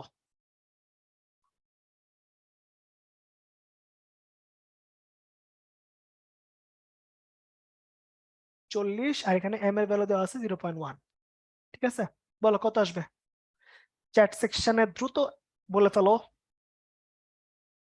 1250 ml কেউ যদি 1250 আসবে হচ্ছে ml, ঠিক আছে, আর যদি কেউ লিটার নিতে চাও তাহলে 1000 ভাগ দাও, 1.25 লিটার আসবে আর কি। যার যেটা ভালো লাগে করো, কোনো সমস্যা নাই। ওকে ওকে ঠিক আছে। আপেক্ষিক গুরুত্ব, গ্যাফিক গুরুত্ব হচ্ছে 4 ডিগ্রি সেন্টিগ্রেড তাপমাত্রা পানির সাপেক্ষে কোনো পদার্থ যত গুণ ভারী, ঠিক আছে, তাকে আমরা আপেক্ষিক গুরুত্ব বলি আর কি। ঠিক আছে, আচ্ছা এবার দেখো ভাই, এখানে যখন কাজ করতেছে সৌম্যজি, তুমি এভাবে চিন্তা করবে না ভাইয়া, তুমি চিন্তা করবা কি, একটা প্লাস আর একটা মাইনাসের মধ্যে যখনই কোনো একটা যৌগ তৈরি হবে তাকে আমরা আয়নিক বন্ধন বলবো, তাহলে তোমার চিন্তা করতে ইজি হবে আর কি। ঠিক আছে, ওকে নাইস। ঠিক আছে, এবার তাহলে চলো সামনের দিকে যাই। এবার এখানটার মধ্যে যখন কাজ করব, খেয়াল করো এখানে দেওয়া আছে কি, একটি অ্যামোনিয়ার জন্য কতগুলা ভর আছে সেটা। তাহলে বলো একটা মানে কি, বড় হাতের এই যে n/na হচ্ছে একটার জন্য, ভর মানে কি w/m। তাহলে এখান থেকে তুমি বসায় দাও 1, এটা কত 6.02 × 10⁻23 ইজ ইকুয়ালস টু w এর ভ্যালুটা আমাকে বের করতে বলছে, NH3 আণবিক ভর কত 17, তাহলে বসাও 17। তাহলে বলো w কত আসবে, তোমরাই বলে ফেলো ডাব্লিউ কত আসবে। অ্যান্সার বলো, দ্রুত অ্যান্সার বলো, দ্রুত অ্যান্সার বলে ফেললো, দ্রুত অ্যান্সার কত আসবে বলে ফেললো।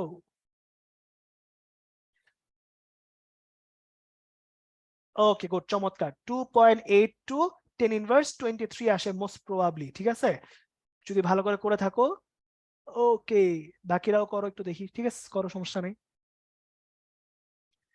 2.82 10⁻23 আসবে আর কি। ঠিক আছে, আচ্ছা ওকে নাইস। তাহলে এখানটার মধ্যে কাজ করলাম। এরপর একটা একটু দেখো তো ভাই, এখানে কি হয়েছে, অ্যামোনিয়া আছে, অ্যামোনিয়ার আয়তনটা বের করতে বলছে। ঠিক আছে, আচ্ছা তাহলে এবার একটু তোমরা একটু আমাকে বলে ফেলো এখানটার মধ্যে, এটা পারবা সবাই, n/na ইজ ইকুয়ালস টু হচ্ছে w/m, এটা বসাই দিলে, সরি w/m কেন বলতেছি, v/22.4 বসাই দিলে পারবা। এটা আমি ডিটেলসে করাচ্ছি না, একটা ছোট্ট কোয়েশ্চেন করাবো, এটার জন্য হচ্ছে তোমাদেরকে কোয়েশ্চেনটা করবো, তো সবাই একটু কষ্ট করে রেডি হয়ে যাবা। হ্যাঁ, সেটা হচ্ছে এই ম্যাথটা, এই ম্যাথটা আসলে কনসেপচুয়াল একটা বেশ ভালো ম্যাথ। সেটা হচ্ছে আমি প্রমাণ অবস্থায় ও চাপে 6.5 লিটার কার্বন ডাইঅক্সাইড নিছি, কতটা অণু কতটা পরমাণু থাকবে। ঠিক আছে, তাহলে দেখো ভাই, এখানে v/22.4, কারণ এখানে কোশ্চেনে এসটিপি তে আয়তনের কথা বলছে, অণু বের করতে হবে, তাই n/na ইউজ করছো। na মানে কি, অ্যাভোগাড্রোস নাম্বার। তাহলে n এরটা কার পরিমাণ বের হচ্ছে বলতো, কার্বন ডাই অক্সাইড অণুর ভ্যালু বের হচ্ছে। ঠিক বলছে কিনা, তাই না? v/22.4 ইন্টু na, এটা করলে কি বের হবে, আমার কার্বন ডাই অক্সাইড অণুর সংখ্যা বের হবে। ঠিক বলছি না, দেখো তো বের হবে। এবার তোমরা আমাকে বলো তো ভাই, এখানে কত আসে, v এর ভ্যালু কত বলা আছে, 6.5 22.4 ইন্টু কত 6.023 × 10⁻23। তাহলে বলো এখানে অ্যান্সার কত, কতগুলো কার্বন ডাই অক্সাইড অণু পাওয়া যাচ্ছে,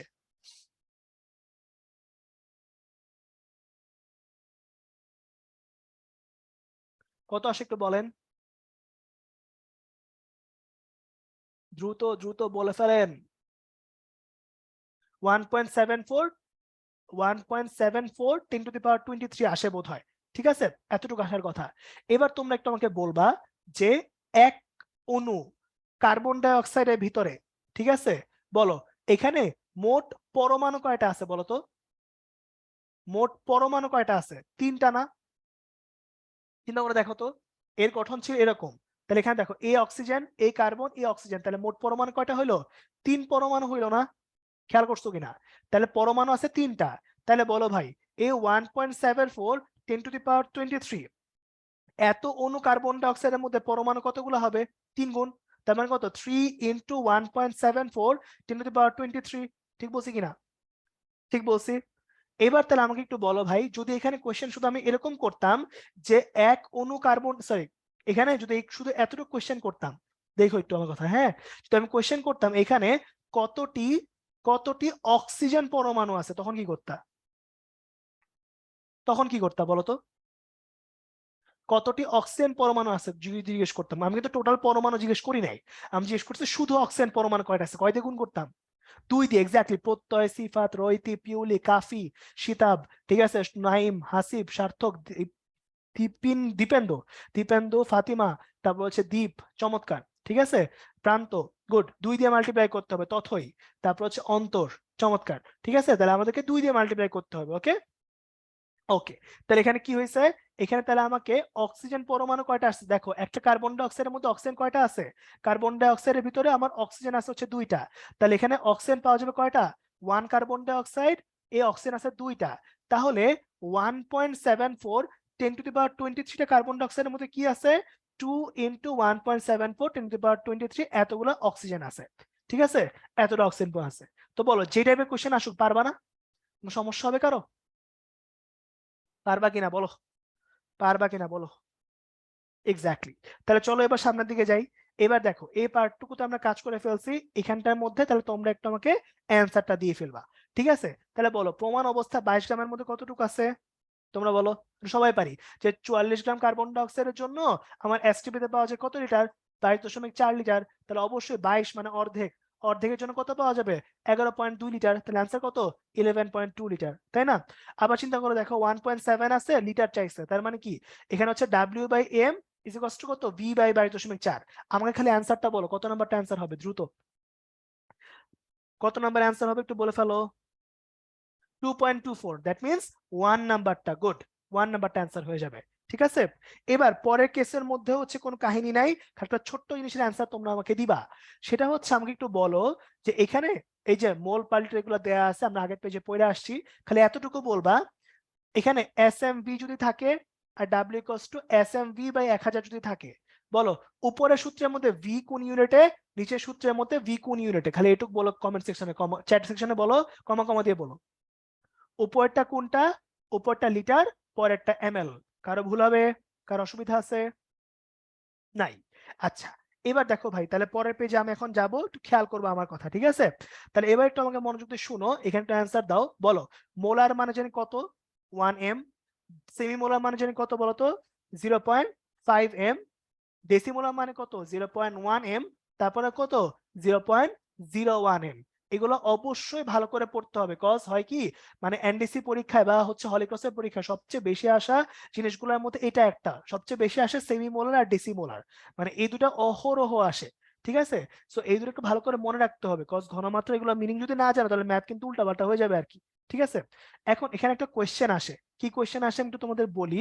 সেটা হচ্ছে কোয়েশ্চেনটা করে এরকম যে ধরো তোমার কাছে 0.5m 1 লিটার সোডিয়াম হাইড্রোক্সাইড আছে, ঠিক আছে?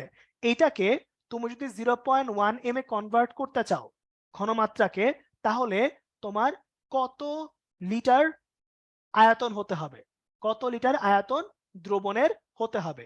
এই কেসে দেখো তো ভাই, একটার ঘনমাত্রা আয়তন দেয়া আছে আর একটার ঘনমাত্রা দেওয়া আছে, আয়তন বের করতে হবে।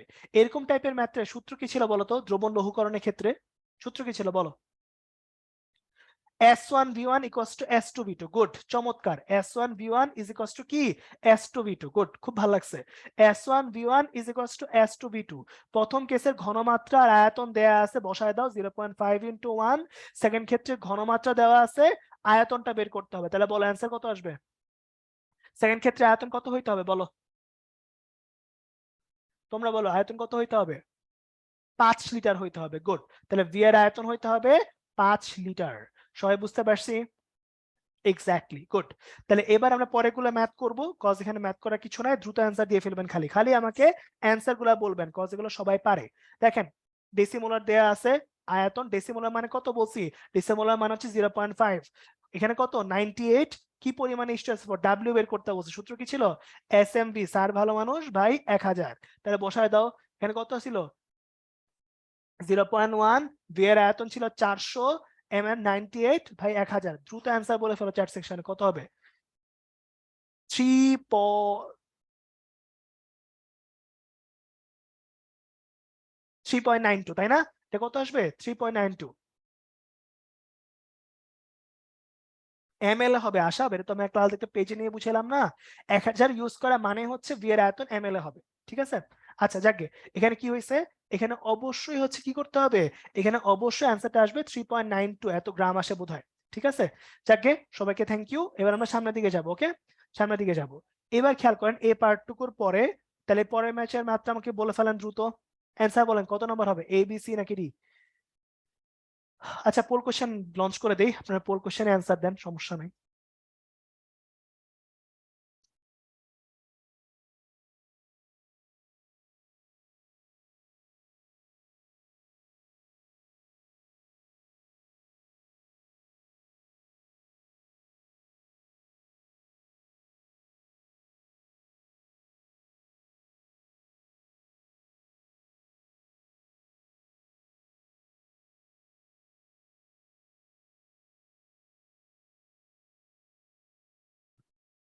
ওকে, আমি আর টাইম দিব না, কজ এটা অলরেডি অনেকবার করায় ফেলছি। তো রেজাল্টটা দেখাই, দেখেন 87% ঠিক অ্যান্সার দিচ্ছেন, বি নাম্বারটা অ্যান্সার হবে আর কি। সো এখানে আসলে করানোর কিছু নাই, বাট তাও একটু বলে দেই, এটা হচ্ছে SVM বাই 1000টা আসতেছে। সো এস এর ভ্যালু জানি আমরা 0.1, ভি এর ভ্যালু 5, পরে আণবিক ভর আসবে 40, আর নিচে হচ্ছে 1000। সো সলভ করলে মোস্ট লাইকলি হচ্ছে 20 গ্রাম আসে। ঠিক আছে, 20 গ্রামটা অ্যান্সার হবে আর কি। ঠিক আছে, আচ্ছা এর পরের কেস এখানটার মধ্যে কোয়েশ্চেন করতেছি, এটা আমি আচ্ছা আর করাই দেওয়া কি লাগবে নাকি পারবা বলো তো? পারবা, ঠিক আছে। এসএমবি ভাই 1000 মানে হয়েছে কি, ওই যে Holy Cross, general Holy Cross, তারপর সেন্ট জোসেফ, সবগুলোর ম্যাথ বারবার করে রাখা হয়েছে। সো আমাকে জাস্ট খালি অ্যান্সারটা বললেই হবে, আমি এটা বলে দিচ্ছি, 5.3 গ্রাম অ্যান্সার আসে। ঠিক আছে, 5.3 গ্রামটা অ্যান্সার হবে। ওকে, তাহলে এখানটার মধ্যে কাজ করতেছি। তারপরটা এখানটার মধ্যে একটু কথা আছে, নেক্সট ম্যাথটা একটু ইম্পর্টেন্ট, সেটা হচ্ছে বাষ্প ঘনত্ব নিয়ে একটু বলি। বাষ্প ঘনত্ব জিনিসটা আসলে কি, মানে হয়েছিল কি, আগে যখন আণবিক ভরটা আবিষ্কার হয় নাই, তখন হচ্ছে আমাদেরকে বাষ্প ঘনত্ব ইউজ করতে হইতো, মানে কোনো পদার্থ বাষ্পের তুলনায় কত গুণ ভারী, ওই জিনিসটা নিয়ে আমাকে একটু কাজ করতে হইতো আর কি। ঠিক আছে, তো যখনই আমরা এরকম বাষ্প ঘনত্ব নিয়ে কাজ করব, তখন খুবই খুবই ইম্পর্টেন্ট হচ্ছে তুমি এটা বুঝো যে বাষ্প ঘনত্ব কিন্তু আমার ঘনত্বের সাথে রিলেট অত বেশি করে না, যত বেশি সে রিলেট করে হচ্ছে আণবিক ভরের সাথে। ঠিক আছে, তিনটা ওয়ার্ড আছে, একটা হচ্ছে ঘনত্ব, আর একটা হচ্ছে আপেক্ষিক ঘনত্ব বা গুরুত্ব, আর আরেকটা হচ্ছে বাষ্প ঘনত্ব। কথা বুঝো, ঘনত্ব মানে কি, ঘনত্ব মানে হচ্ছে rho equals to M by V, এটা ঘনত্ব। আর বাষ্প ঘনত্ব কি, বাষ্প ঘনত্ব হচ্ছে আণবিক ভরকে অর্ধেক করলে যেটা আসে আর কি। ঠিক আছে, আণবিক ভর যেটা আছে, সে আণবিক ভরকে হাফ করলে তুমি যেটা পাবা, তাকে আমরা বলি বাষ্প ঘনত্ব। সো দুইটা ডেফিনেশন বুঝছো কিনা আগে দেখো, যে rho equals to M by V হলে শুধু ঘনত্ব, কিন্তু আণবিক ভরকে অর্ধেক করলে যে ভ্যালুটা পাওয়া যাবে, সেটা হচ্ছে কি, সেটা হচ্ছে আমার বাষ্প ঘনত্ব। ক্লিয়ার? তাহলে এখানটার মধ্যে একটু খেয়াল করো তো ভাই, তাহলে আণবিক ভর কত আসলো, এখানে আণবিক ভর আসলো হচ্ছে কত, আণবিক ভর আসলো হচ্ছে বাষ্প ঘনত্ব গুণ 2। ঠিক আছে, সবার কাছে ক্লিয়ার? নাইস। এবার তো একটু খেয়াল করো ভাই, এখন অসুবিধার জায়গা হইতেছে এখানে, যখন তুমি কাজ করছো, ডেফিনেশন যখন তোমার লেখা শেষ, এখন এই টাইপের ম্যাথ যখন তুমি সলভ করবা, টেকনিক্যালি এই ম্যাথটাতে আসলে একটু গ্যাঞ্জাম আছে, কারণ এই ম্যাথটার মধ্যে কখনো ঘনত্ব আসবে, ঘনত্বগুলো এত ইজিলি ম্যাচ করা যায় না।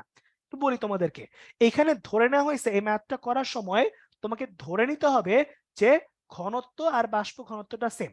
ঠিক আছে, এরকম টাইপের ব্যাপার ধরে নিতে হবে, যে সেম আণবিক ভরের জন্য, সেম আণবিক ভরের জন্য আমরা কাজ করব, আণবিক ভর আর ভর এখানে সেম ধরা হয়েছে। ঠিক আছে, মানে এখানে ভর আর আণবিক ভরকে আর আলাদা করা যাবে না। ঠিক আছে, এখন দেখো বাষ্প ঘনত্ব মানে কি, তাহলে বলো তো ভাই, কি বলছিলাম, বাষ্প ঘনত্বের দ্বিগুণ হচ্ছে আণবিক ভর, তাহলে বলো আণবিক ভরের ভ্যালু কত হবে, আণবিক ভর কত হবে, 2 ইন্টু 35.5 মানে হচ্ছে 71, তাই না, 71। সো আণবিক ভর বের করছি। সো এসটিপি তে আমাকে ঘনত্ব বের করতে বলছে, ঘনত্বের ডেফিনেশন কি ছিল মনে করে দেখো তো, rho equals to M by V.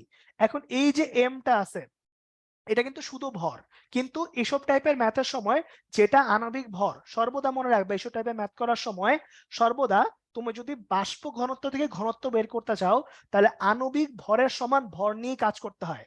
আমি আবার কথাটা বলতেছি, তোমাকে বাষ্প ঘনত্ব দেওয়া আছে, ঘনত্ব বের করতে বলছে, এই ম্যাথের সময় একটা জাস্ট ছোট্ট জিনিস মাথায় রাখতে হবে, যে কোয়েশ্চেনে যদি এখানটার মধ্যে আমার যে আণবিক ভরটা বের হচ্ছে, ওটাই আমার পরের কেসে এম হিসাবে ইউজ হবে। সো এখানে দেখো তো ভাই 71, আর এসটিপি যেহেতু বলা আছে, তাহলে বলো তো ভাই কোন গ্যাসের এক মোলের আয়তন কত, 22.4 লিটার, তাহলে এখানে 22.4 দিয়ে দিয়ে দাও ভাগ, তাহলে অ্যান্সার কত হবে বলো।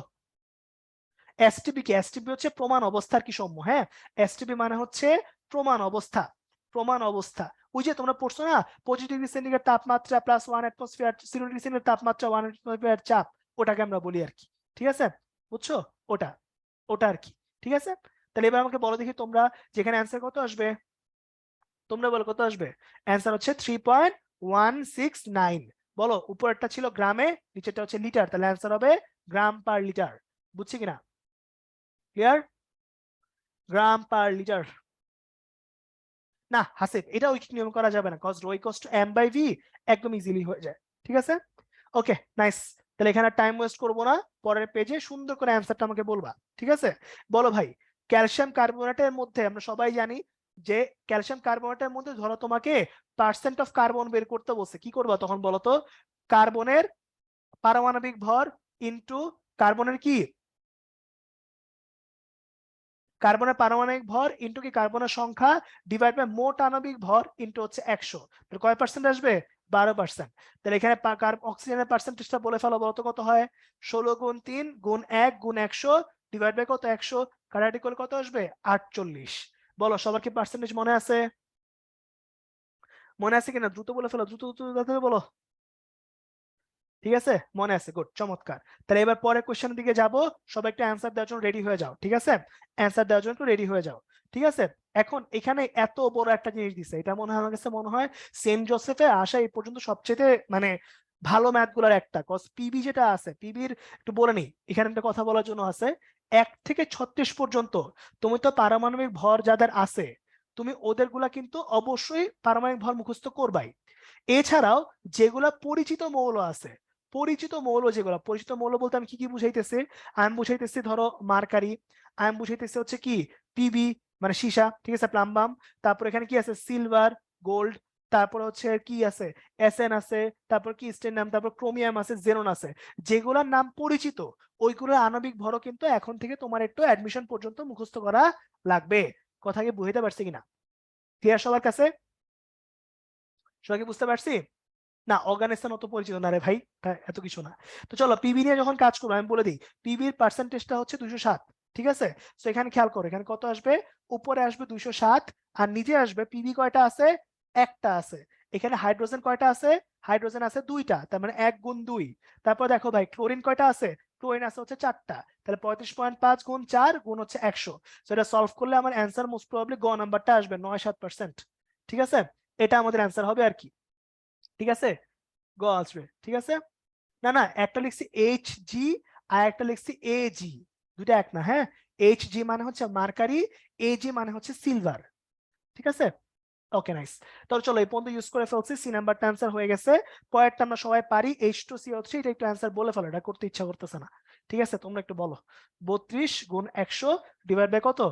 ডিভাইড বাই হচ্ছে 2 যোগ 32 যোগ 48, গুণ দিয়ে করো, কত আসে? করো, করে আমাকে অ্যান্সারটা বলো ভাই। 39.02% হওয়ার কথা যতটুকু মনে পড়ে, ঠিক আছে? আবিদ, তারপর হচ্ছে প্রান্ত, তারপর হচ্ছে সুচি, ফারহান, অর্জন, গুড, চমৎকার অ্যান্সার দিচ্ছ। তো এটা কত আসবে? এটা আসবে হচ্ছে আমার 39.02%, 39.02% আসবে আর কি, ঠিক আছে? আচ্ছা, তো এবার তোমরা বলো, এই পর্যন্ত সবার সবকিছু মনে পড়ছে? কারো কিছু কোনো কিছু কঠিন লাগতেছে? সহজ সহজ ম্যাথ একদম, বললাম না এগুলা এই একদম ইজি ম্যাথ, ঠিক আছে? এবার দেখো ভাই, এই পর্যন্ত হয়ে গেছে। পরের ক্ষেত্রে আমাদের অনেকগুলো নিয়ম টিয়ম বলা আছে, আমরা ম্যাথের মধ্যে নিয়ম দেখে ফেলবো, কারণ স্থূল সংখ্যা আণবিক সংখ্যা আমরা পারি। তাও এখানটার মধ্যে 1 নাম্বারটা আমি করে দিচ্ছি, ঠিক আছে? বলো, প্রত্যেকটা পার্সেন্টেজকে ফার্স্টে কি দিয়ে ভাগ দিতে হয়? স্টেপগুলো তোমরা আমার সাথে বলো। প্রত্যেকটা পার্সেন্টেজকে কত কত দিয়ে ভাগ দিতে হয়? তার নিজস্ব পারমাণবিক ভর দিয়ে ভাগ দিতে হয়, তাই না? দিলাম পারমাণবিক, এই আণবিক ভর না কিন্তু পারমাণবিক ভর দিয়ে ভাগ দিতে হয়। ভাগ দিলে উপরেরটাও আসবে, নিচেরটাও আসবে, ঠিক আছে? তারপরে বলো সেকেন্ড কেসে কোনটা দিয়ে ভাগ দিবা? 7.69 দিয়ে ভাগ করবা, ফলে কত আসবে? 1। এটাও 7.69 দিয়ে ভাগ দিবা, ফলে আসবে 1। তাহলে বলো স্থূল সংকেত কত? স্থূল সংকেত কত দ্রুত বলেন? সিএইচ, তাই না? সিএইচ। তাহলে এবার আমাকে বলেন দুইটা ম্যাথ, 1 নম্বর ম্যাথের জন্য বলেন সিএইচ কে এন দিয়ে গুণ করলে পাওয়া যাবে হচ্ছে 78, তাহলে কত হয়? 13n = 78, সো n এর ভ্যালু পাওয়া যাবে 6। তাহলে সংকেত কত আসবে? সংকেত আসবে হচ্ছে CH হোল 6, দ্যাট মিন্স কত? বেনজিন। আপনারা পরেরটার অ্যান্সার বলেন, 2 নাম্বারটার অ্যান্সার বলেন। CHN কে করলে কত আসে? 26, তাহলে এখানে 13n = আসে 26, দ্যাট মিন্স n এর ভ্যালু আসবে 2। তাহলে সংকেত কি হবে? এটা কার সংকেত বলেন? C2H2, এটা কার সংকেত? অ্যাসিটিলিন না? মনে পড়ে? অ্যাসিটিলিনের সংকেত, গুড। সবার কি মনে পড়ছে? এই দুটো ম্যাথই আসছে কেন জানি, বুঝছো? তো এই দুটো ম্যাথই রাখছি, একই ম্যাথের মধ্যে হয়ে যায়, খুব ইজি ম্যাথ, মুখে মুখে বললে হয়, ঠিক আছে? এবার যারা মনে করতে পারো যে ভাই আগের পেজটা তো পড়াই নেই, আগের পেজে এগুলো লেখা ছিল, পারমাণবিক সংখ্যা দিয়ে ভাগ, ক্ষুদ্রতম সংখ্যা দিয়ে ভাগ, স্থূল সংকেত বের করব, সংখ্যা লেখার প্রয়োজন নাই, এই আণবিক সংকেত বের করব, ঠিক আছে? এই জন্য আপনারা ম্যাথই করে ফেলাইছি, তাই না? বিকজ আমরা এগুলো পারি, এগুলো দুধ ভাত দুধ ভাত, তাই না? তো চলো এখানে টাইম ওয়েস্ট করবো না, এখানটায় স্টয়কিওমেট্রি আছে যেটা আমরা সংখ্যা নিয়ে কাজ করব। এবার পরীক্ষায় আসলে এটা আমরা পারি, ম্যাগনেসিয়াম অক্সাইডের ম্যাথ এগুলো মুখস্থ হয়ে গেছে, পরীক্ষায় দুইটা ম্যাথ বেশি আসে, ওই দুটা ম্যাথের আমি সমতা বলে দিচ্ছি। ধরো KClO3, এটার নাম হচ্ছে পটাশিয়াম পারক্লোরেট, বলো কি নাম? Potassium perchlorate. এই KClO3 এর মধ্যে KCl আছে প্লাস অক্সিজেন আছে, তাহলে অ্যান্সার দাও, এখানে কি হচ্ছে অক্সিজেন আছে 2টা, এখানে হচ্ছে অক্সিজেন আছে 3টা, তাহলে এই নিতে হবে 3, এই নিতে হবে 2, কারণ কি 3 আর 2 কে আমরা ক্রস গুণ করতে হচ্ছে, কারণ কি আমার কোনো গুণ টুন করে মিলান যায় না নাইলে, তাই তো? তাহলে এখানে 2 ছিল, এখানে 2 দিয়ে গুণ দিয়ে দিচ্ছেন, কাজ শেষ। আবার বলেন এখানে কি ছিল, এখানে ছিল হচ্ছে সালফার ট্রাইঅক্সাইড, ভাঙলে কি কি পাওয়া যাবে, সালফার ডাইঅক্সাইড প্লাস অক্সিজেন, এই একটা সমতা আছে মনে রাখতে হবে। আর আরেকটা সমতা আছে N2 প্লাস H2 অ্যামোনিয়া। এখানে বলেন কমা কমা দিয়ে প্রত্যেকটার আগের সমতাগুলো বলে ফেলেন, বলেন প্রত্যেকটা সমতাগুলো বলে বুঝায় দেন একটু তাড়াতাড়ি, কমা কমা দিয়ে লিখেন তাড়াতাড়ি। সমতার যেগুলো হবে একটু কমা কমা দিয়ে লিখেন। বাঁধন সবার আগে দিছো, পলক, তারপরে ফারদিন, ফারদিন একটু ভুল হয়েছে মনে হয়, শাফিন, তারপরে বৃষ্টি, তারপর হচ্ছে দীপ, তারপর হচ্ছে মাহাদি, আপন, চুথি, তারপর সাবা, সত্যজিৎ, সৌম্যজিৎ, শীতাব, কাফি, সাদ। Okay nice. এখানে কি হবে, প্রথমটা হবে হচ্ছে 1, পরেরটা 3, পরেরটা হচ্ছে 2। ঠিক আছে, মোস্ট লাইকলি এই দুটো এই তিনটাই পরীক্ষা আমি সবচেয়ে বেশি আসতে দেখছি, আর ম্যাগনেসিয়ামটা তো তোমরা পারোই, এই চারটা থেকে ঘুরায় ফিরে আসে। ঠিক আছে, সো এই চারটা সমতল একটু ভালো করে দেখে যাও, তাইলেই চলবে। ওকে, চলো পরের পেজে আমরা ম্যাথটা করবো আর কি। ঠিক আছে, এই পরের পেজে ম্যাথটার ক্ষেত্রে একটু খেয়াল করো তো ভাই, এখানটার মধ্যে দেখো 2 ম্যাগনেসিয়াম আছে, অক্সিজেন আছে, 2 MgO আছে। ঠিক আছে, এটা কেন জানি পরীক্ষা অনেকবার আসছে, আমি জানি না, এটা আসা উচিত না, তাও আসছেন, কি করার। যাকে এখানে একটু খেয়াল করো তো ভাই, এখানে এটার ভর হচ্ছে 48 গ্রাম, এটা হচ্ছে আমার 32 গ্রাম, আর এটা হচ্ছে আমার 80 গ্রাম, আণবিক ভরগুলো লিখে নিলাম।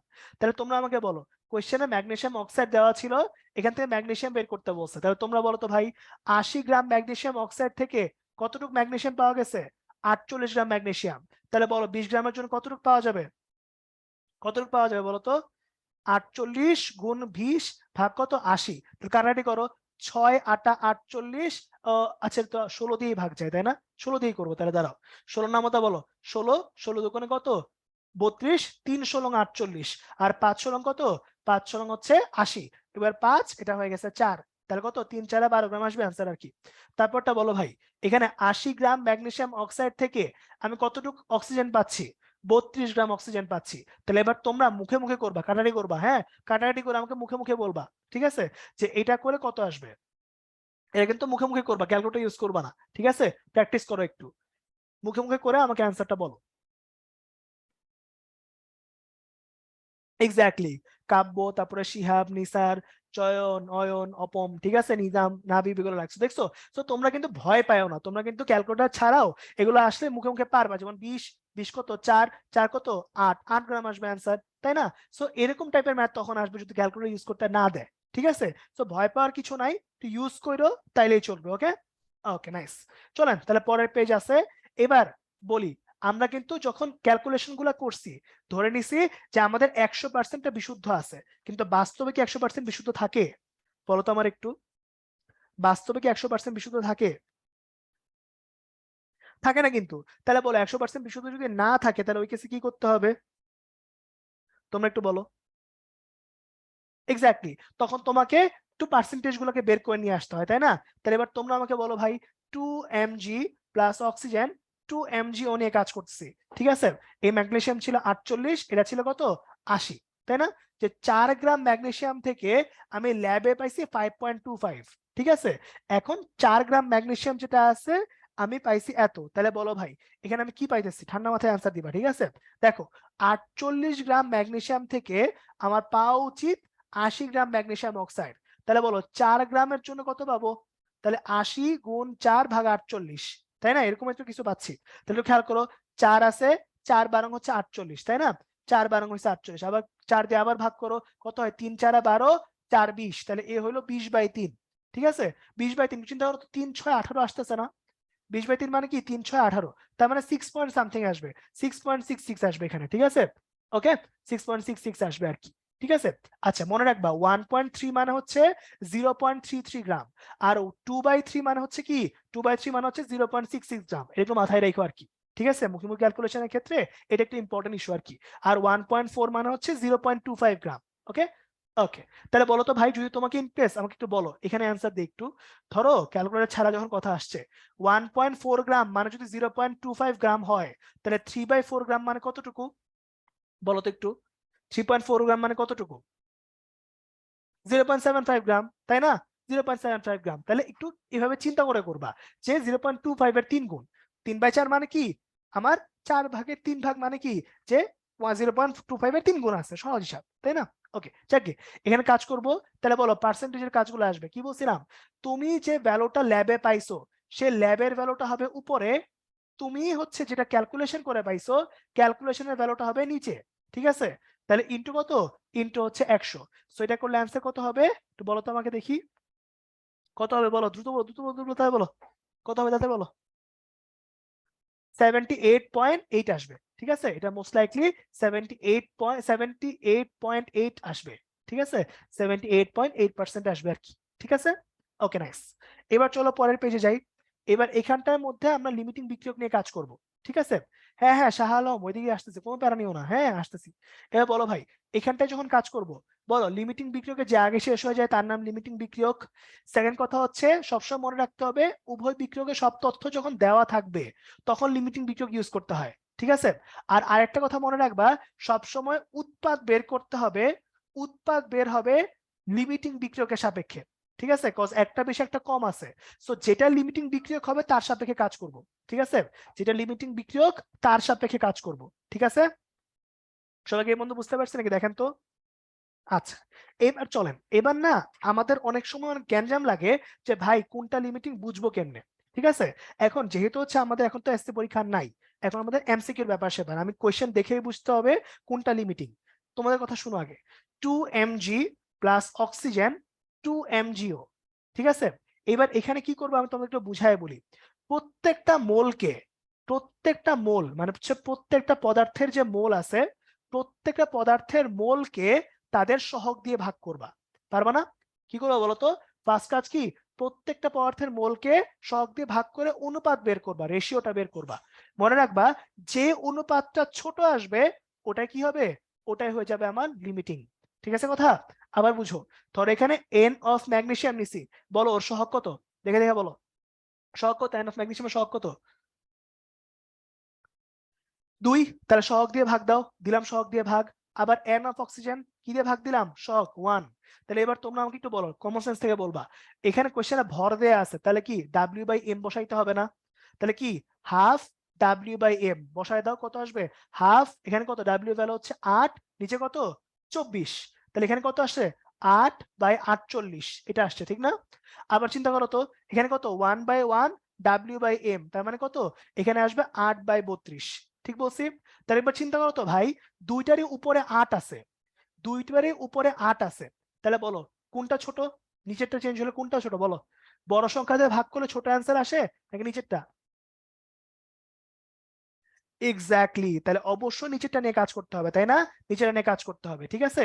তাহলে অবশ্যই যার ভ্যালুটা কি আসছে, যার ভ্যালুটা ছোট, যেখানে 48টা কি আসছে বড়, 8/48 এর ভ্যালু কিন্তু অবশ্যই বড় আসবে, তাই না? তাহলে অবশ্যই কি আসবে, এটা বড় আসবে, তাহলে অবশ্যই কি আসবে এখানে, এটা বড় ভ্যালু দিবে, ওকে?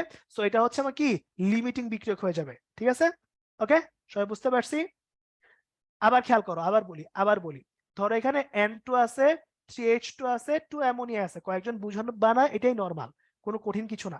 যখনই কেউ নতুন কিছু দেখে তখন খুব কমন সেন্সের ব্যাপার সেবার হচ্ছে যে সবাই একবারে বুঝবে না, এটাই নরমাল, হ্যাঁ?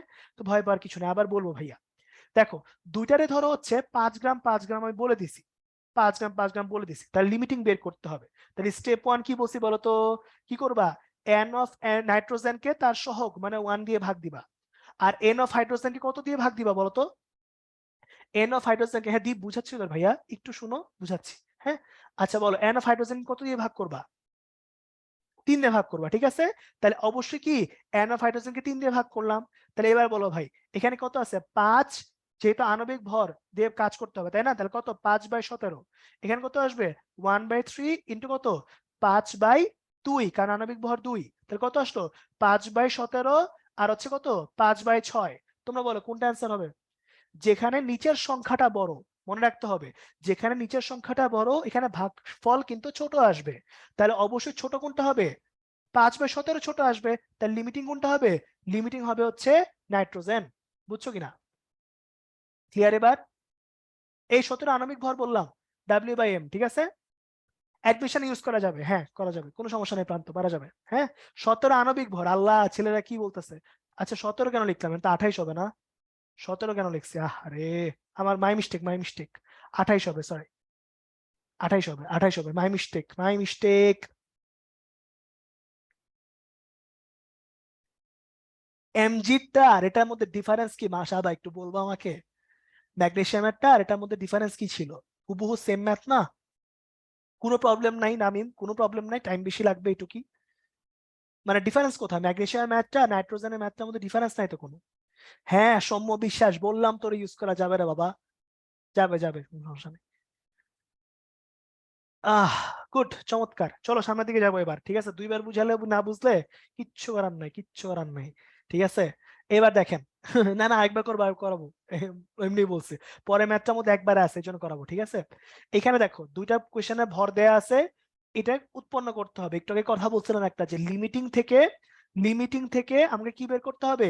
লিমিটিং থেকে আমাকে উৎপাদ বের করতে হবে। তাহলে বলো, যারা লিমিটিং বুঝো না ওদেরকে আবার বুঝাচ্ছি। হ্যাঁ দেখো, calcium plus hydrogen is equals to হচ্ছে ক্যালসিয়াম হাইড্রাইড। তাহলে বলো, এন অফ ক্যালসিয়ামকে তার সহগ দিয়ে ভাগ করব, এন অফ হাইড্রোজেনকে তার সহগ দিয়ে ভাগ করব। তাহলে বলো কত কত আসতেছে, তোমরা বলো কত কত আসতেছে। তাহলে এন অফ ক্যালসিয়াম তাহলে কত, W by M, N equals to W by M ছিল, খেয়াল করো। তাহলে কত আসবে, 2.02 কে 40 দিয়ে ভাগ দিতে হবে। আর নিচে হাইড্রোজেনকে দেখো তো ভাই, কত দিয়ে ভাগ করতে হবে? এই 2.02 কেই ভাগ করতে হবে 2 দিয়ে। তাহলে বলো কোনটা লিমিটিং, বলো লিমিটিং কোনটা আগে, এটা বলো। ক্যালসিয়াম লিমিটিং হবে, তাই না? তাহলে অবশ্যই ক্যালসিয়ামটা লিমিটিং হবে। এইটুকু বুঝতে কার অসুবিধা আছে? লিমিটিং হবে হচ্ছে ক্যালসিয়ামটা। ওকে, সবাই কি বুঝছি? সাবা, তারপর হচ্ছে দীপ বিশ্বাস, তোমরা কি বুঝছো এবার? যারা হচ্ছে এতক্ষণ বুঝো নাই, তোমরা কি এবার বুঝছো?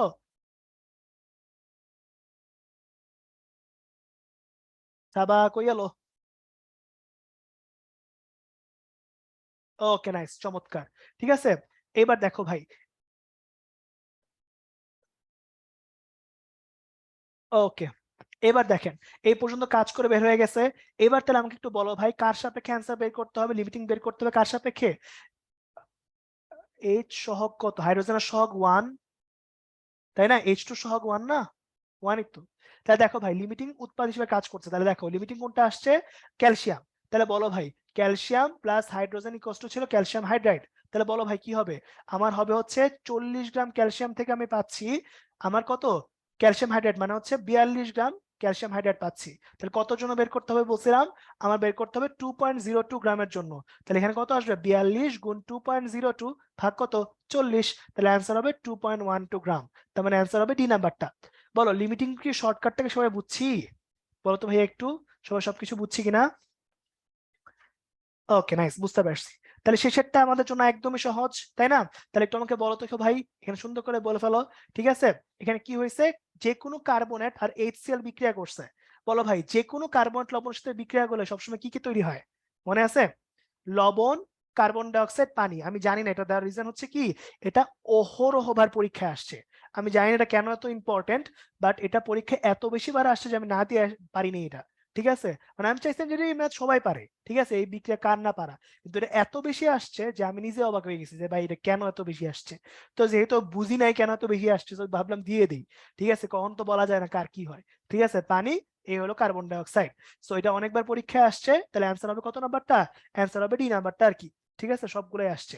ওকে, তো এখানটার মধ্যে একটু আমাকে অ্যান্সার দিতে হবে এবার। তাহলে সবাই দ্রুত দ্রুত আমাকে বলে ফেলেন যে এখানে 1 নাম্বারটা, 2 নাম্বারটা, 3 নাম্বারটা আছে, আগে বলেন কোনটা কত নাম্বারটা অ্যান্সার হবে, বলেন 1 নাম্বারটা অ্যান্সার কত হবে, দ্রুত অ্যান্সার বলেন, 1 নাম্বারটা অ্যান্সার কত হবে?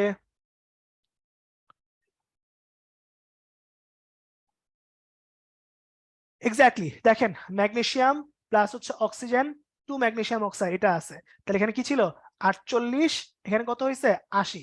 তাহলে কি ছিল, 48 গ্রাম ম্যাগনেসিয়াম থেকে আমি পাই হচ্ছে 80 গ্রাম ম্যাগনেসিয়াম অক্সাইড। তাহলে কতর জন্য বের করতে বলছে, 2 গ্রামের জন্য বের করতে বলছে, তাই না? তাহলে এখানে কত হবে, তাহলে এখানে হচ্ছে আমার 80 গুণ 2 ভাগ 48। ঠিক আছে, ওকে, তাহলে অ্যান্সার কত বলছো সবাই? অ্যান্সার হচ্ছে 3.33 গ্রাম, 3.33 গ্রাম, এটা আসবে। ঠিক আছে, তারপর একটা বলো, তারপরটা আমি করবোই না, তারপরটা তোমরা বলবা, বলো কত আসে।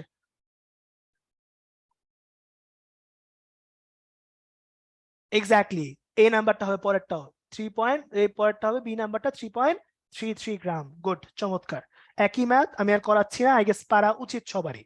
ঠিক আছে, আচ্ছা লাস্ট ম্যাথটা এখানে আছে।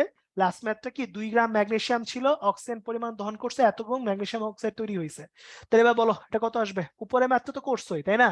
তার মানে এখানে কি 3.33 আসবে, এটা করলে তো বুঝতেছো ভাই নাকি, যে 2 গ্রাম ম্যাগনেসিয়াম ইউজ করলে আমার 3.33 গ্রাম হচ্ছে ম্যাগনেসিয়াম অক্সাইড পাওয়া যায়। এটুকু সবার মাথায় আসছে? দেখো তো ভাই, আসছে এক্স্যাক্টলি। তাহলে পার্সেন্টেজ কত আসবে বলতো? পার্সেন্টেজ আসবে হচ্ছে আমার উপরে 3.25, নিচে 3.33 ইন্টু কত 100। এই যে এইটা এই ম্যাথের অংশ হিসেবে কাজ করছে আর কি। প্রথম পোর্শনটুকু করবা, ভাগ দিয়ে দিবা, সো অ্যান্সার মোস্ট লাইকলি হচ্ছে 97 পয়েন্ট সামথিং আসে মনে হয়। ঠিক আছে, সো 2 নাম্বারটা অ্যান্সার হবে আর কি। বলো সবাই কি ক্লাসের সকল ম্যাথ বুঝতে পারছেন কিনা এই পর্যন্ত? বুঝতে পারলে সুন্দর করে হচ্ছে কমেন্ট সেকশনে বা চ্যাট সেকশনে ওয়াই বলে ফেলেন। সুন্দর করে চ্যাট সেকশনে ওয়াই বলে ফেলেন।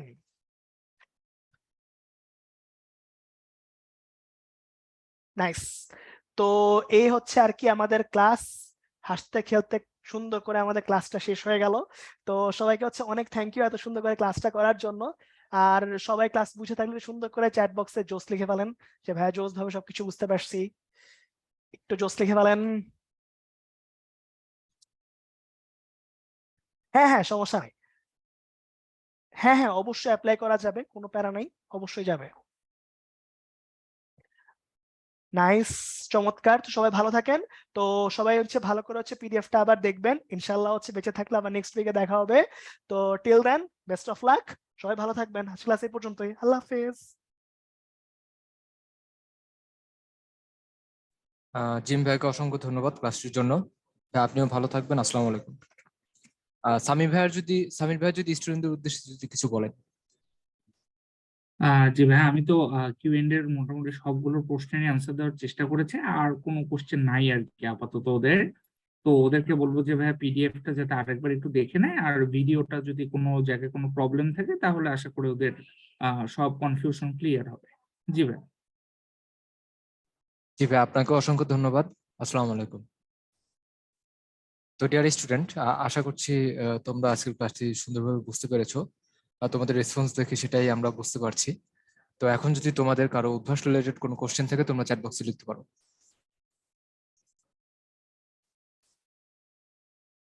আচ্ছা, তোমাদের উইকলি এক্সামের রেজাল্টটা হয়েছে কি? তোমাদের যারা তোমরা ফিজিক্যালি দিয়েছো, তো তাদেরটা খাতা দেখা হচ্ছে। আর মানে খাতা মূলত একদম খাতা দেখার জন্য আর কি লেট হচ্ছে। তোমরা 2-1 দিনের মধ্যে পেয়ে যাবে রেজাল্টটা। হ্যাঁ, তোমরা 2-1 দিন একটু অপেক্ষা করো।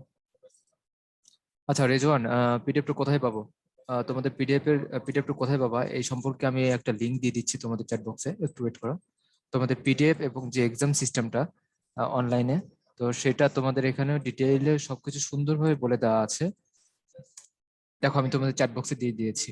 হ্যাঁ, এটা একটু তোমরা যদি দুইটা লিংক দেওয়া আছে, এই দুইটা লিংক যদি একটু দেখো তাহলে তোমরা আশা করি যে তোমাদের এক্সাম সিস্টেম আর যে ক্লাস রেকর্ড আর পিডিএফটা কোথায় থাকে এই বিষয়ে তোমরা বিস্তারিত জানতে পারবা। ক্লাসগুলো কেন স্থগিত করব ইমরান উদ্দিন, বলো।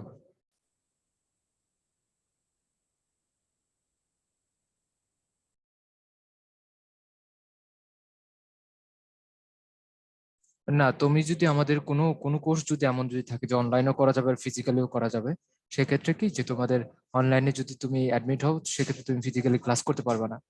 কিন্তু যদি তুমি যদি আবার ফিজিক্যালি যখন আবার ক্লাস করতে যদি চাও, সেক্ষেত্রে আবার ব্রাঞ্চে গিয়ে আবার শিফট হতে হবে।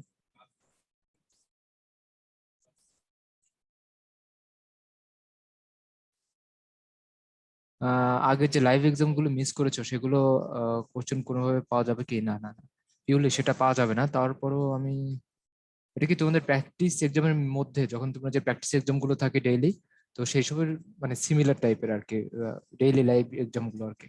হ্যাঁ, সেসব যদি তুমি তুমি আর কি প্র্যাকটিস এক্সাম গুলো যদি আয়ত্ত যদি করো, সেক্ষেত্রে তোমাদের এই ডেইলি এক্সাম গুলো সেম প্রায়।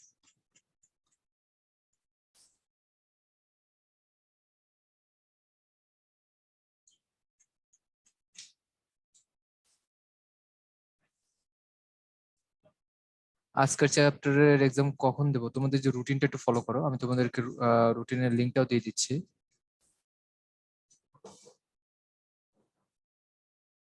আচ্ছা, wait, দেখো তোমাদের আমি রুটিনের লিঙ্কটাও দিয়ে দিয়েছি। এখান থেকে তোমরা দেখে নাও যে তোমাদের আজকের যে লেকচারটা হলো, আজকের লেকচারের এক্সামটা তোমাদের 26 তারিখে হবে। 26 তারিখ সকাল 10টা থেকে রাত 10টা পর্যন্ত। প্রশ্ন ব্যাংক ব্যাপারে একটু বলেন, এই বিষয়ে তোমাদের একটু মানে তোমাদের বই রিলেটেড যে কোনো কোশ্চেন বা তোমাদের প্রশ্ন ব্যাংক এসব বিষয়, তোমাদের যে ব্রাঞ্চ গুলো আছে, মানে তুমি যে ব্রাঞ্চে আর কি অ্যাডমিট হয়েছে সেই ব্রাঞ্চে একটু কন্ট্যাক্ট করে নিতে হবে।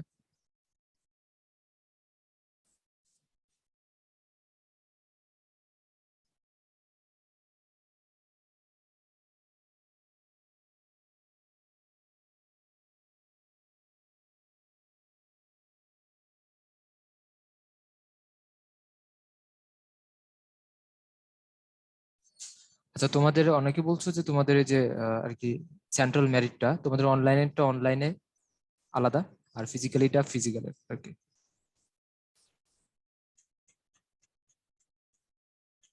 আচ্ছা, আসলে কি তোমাদের অনেকের এই কোশ্চেন আমি ঠিক মতো দেখতে পাচ্ছি না, কারণ স্কিপ হয়ে যাচ্ছে। হ্যাঁ, আবার কেউ আবার কিছু মনে করো না।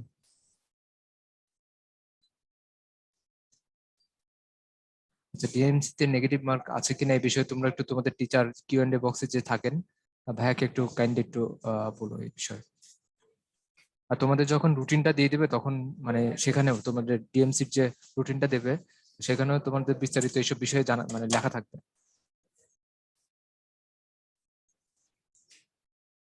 আচ্ছা, এনডিসি তে কবে এক্সাম হবে বিষয়টা আমরা তো বলতে পারি না, এখন তো সরকার এখন কবে কি দেয়। ঠিক আছে, তুমি রুটিনের একটু অপেক্ষা করো, আর প্রিপারেশনটা তোমরা সবসময় একটু বেস্ট ট্রাই করো, কারণ যখন তখন আবার এক্সামের রুটিন আবার দিয়ে দিচ্ছে তো মানে বিগত কয়েক আহ, মানে সবগুলো এক্সামের আর কি, এসএসসি এইচএসসি এই বিষয়ে আর কি। কতদিন ভিডিও গুলো থাকবে? বেশ কিছুদিন থাকবে, সমস্যা নেই প্লাবন।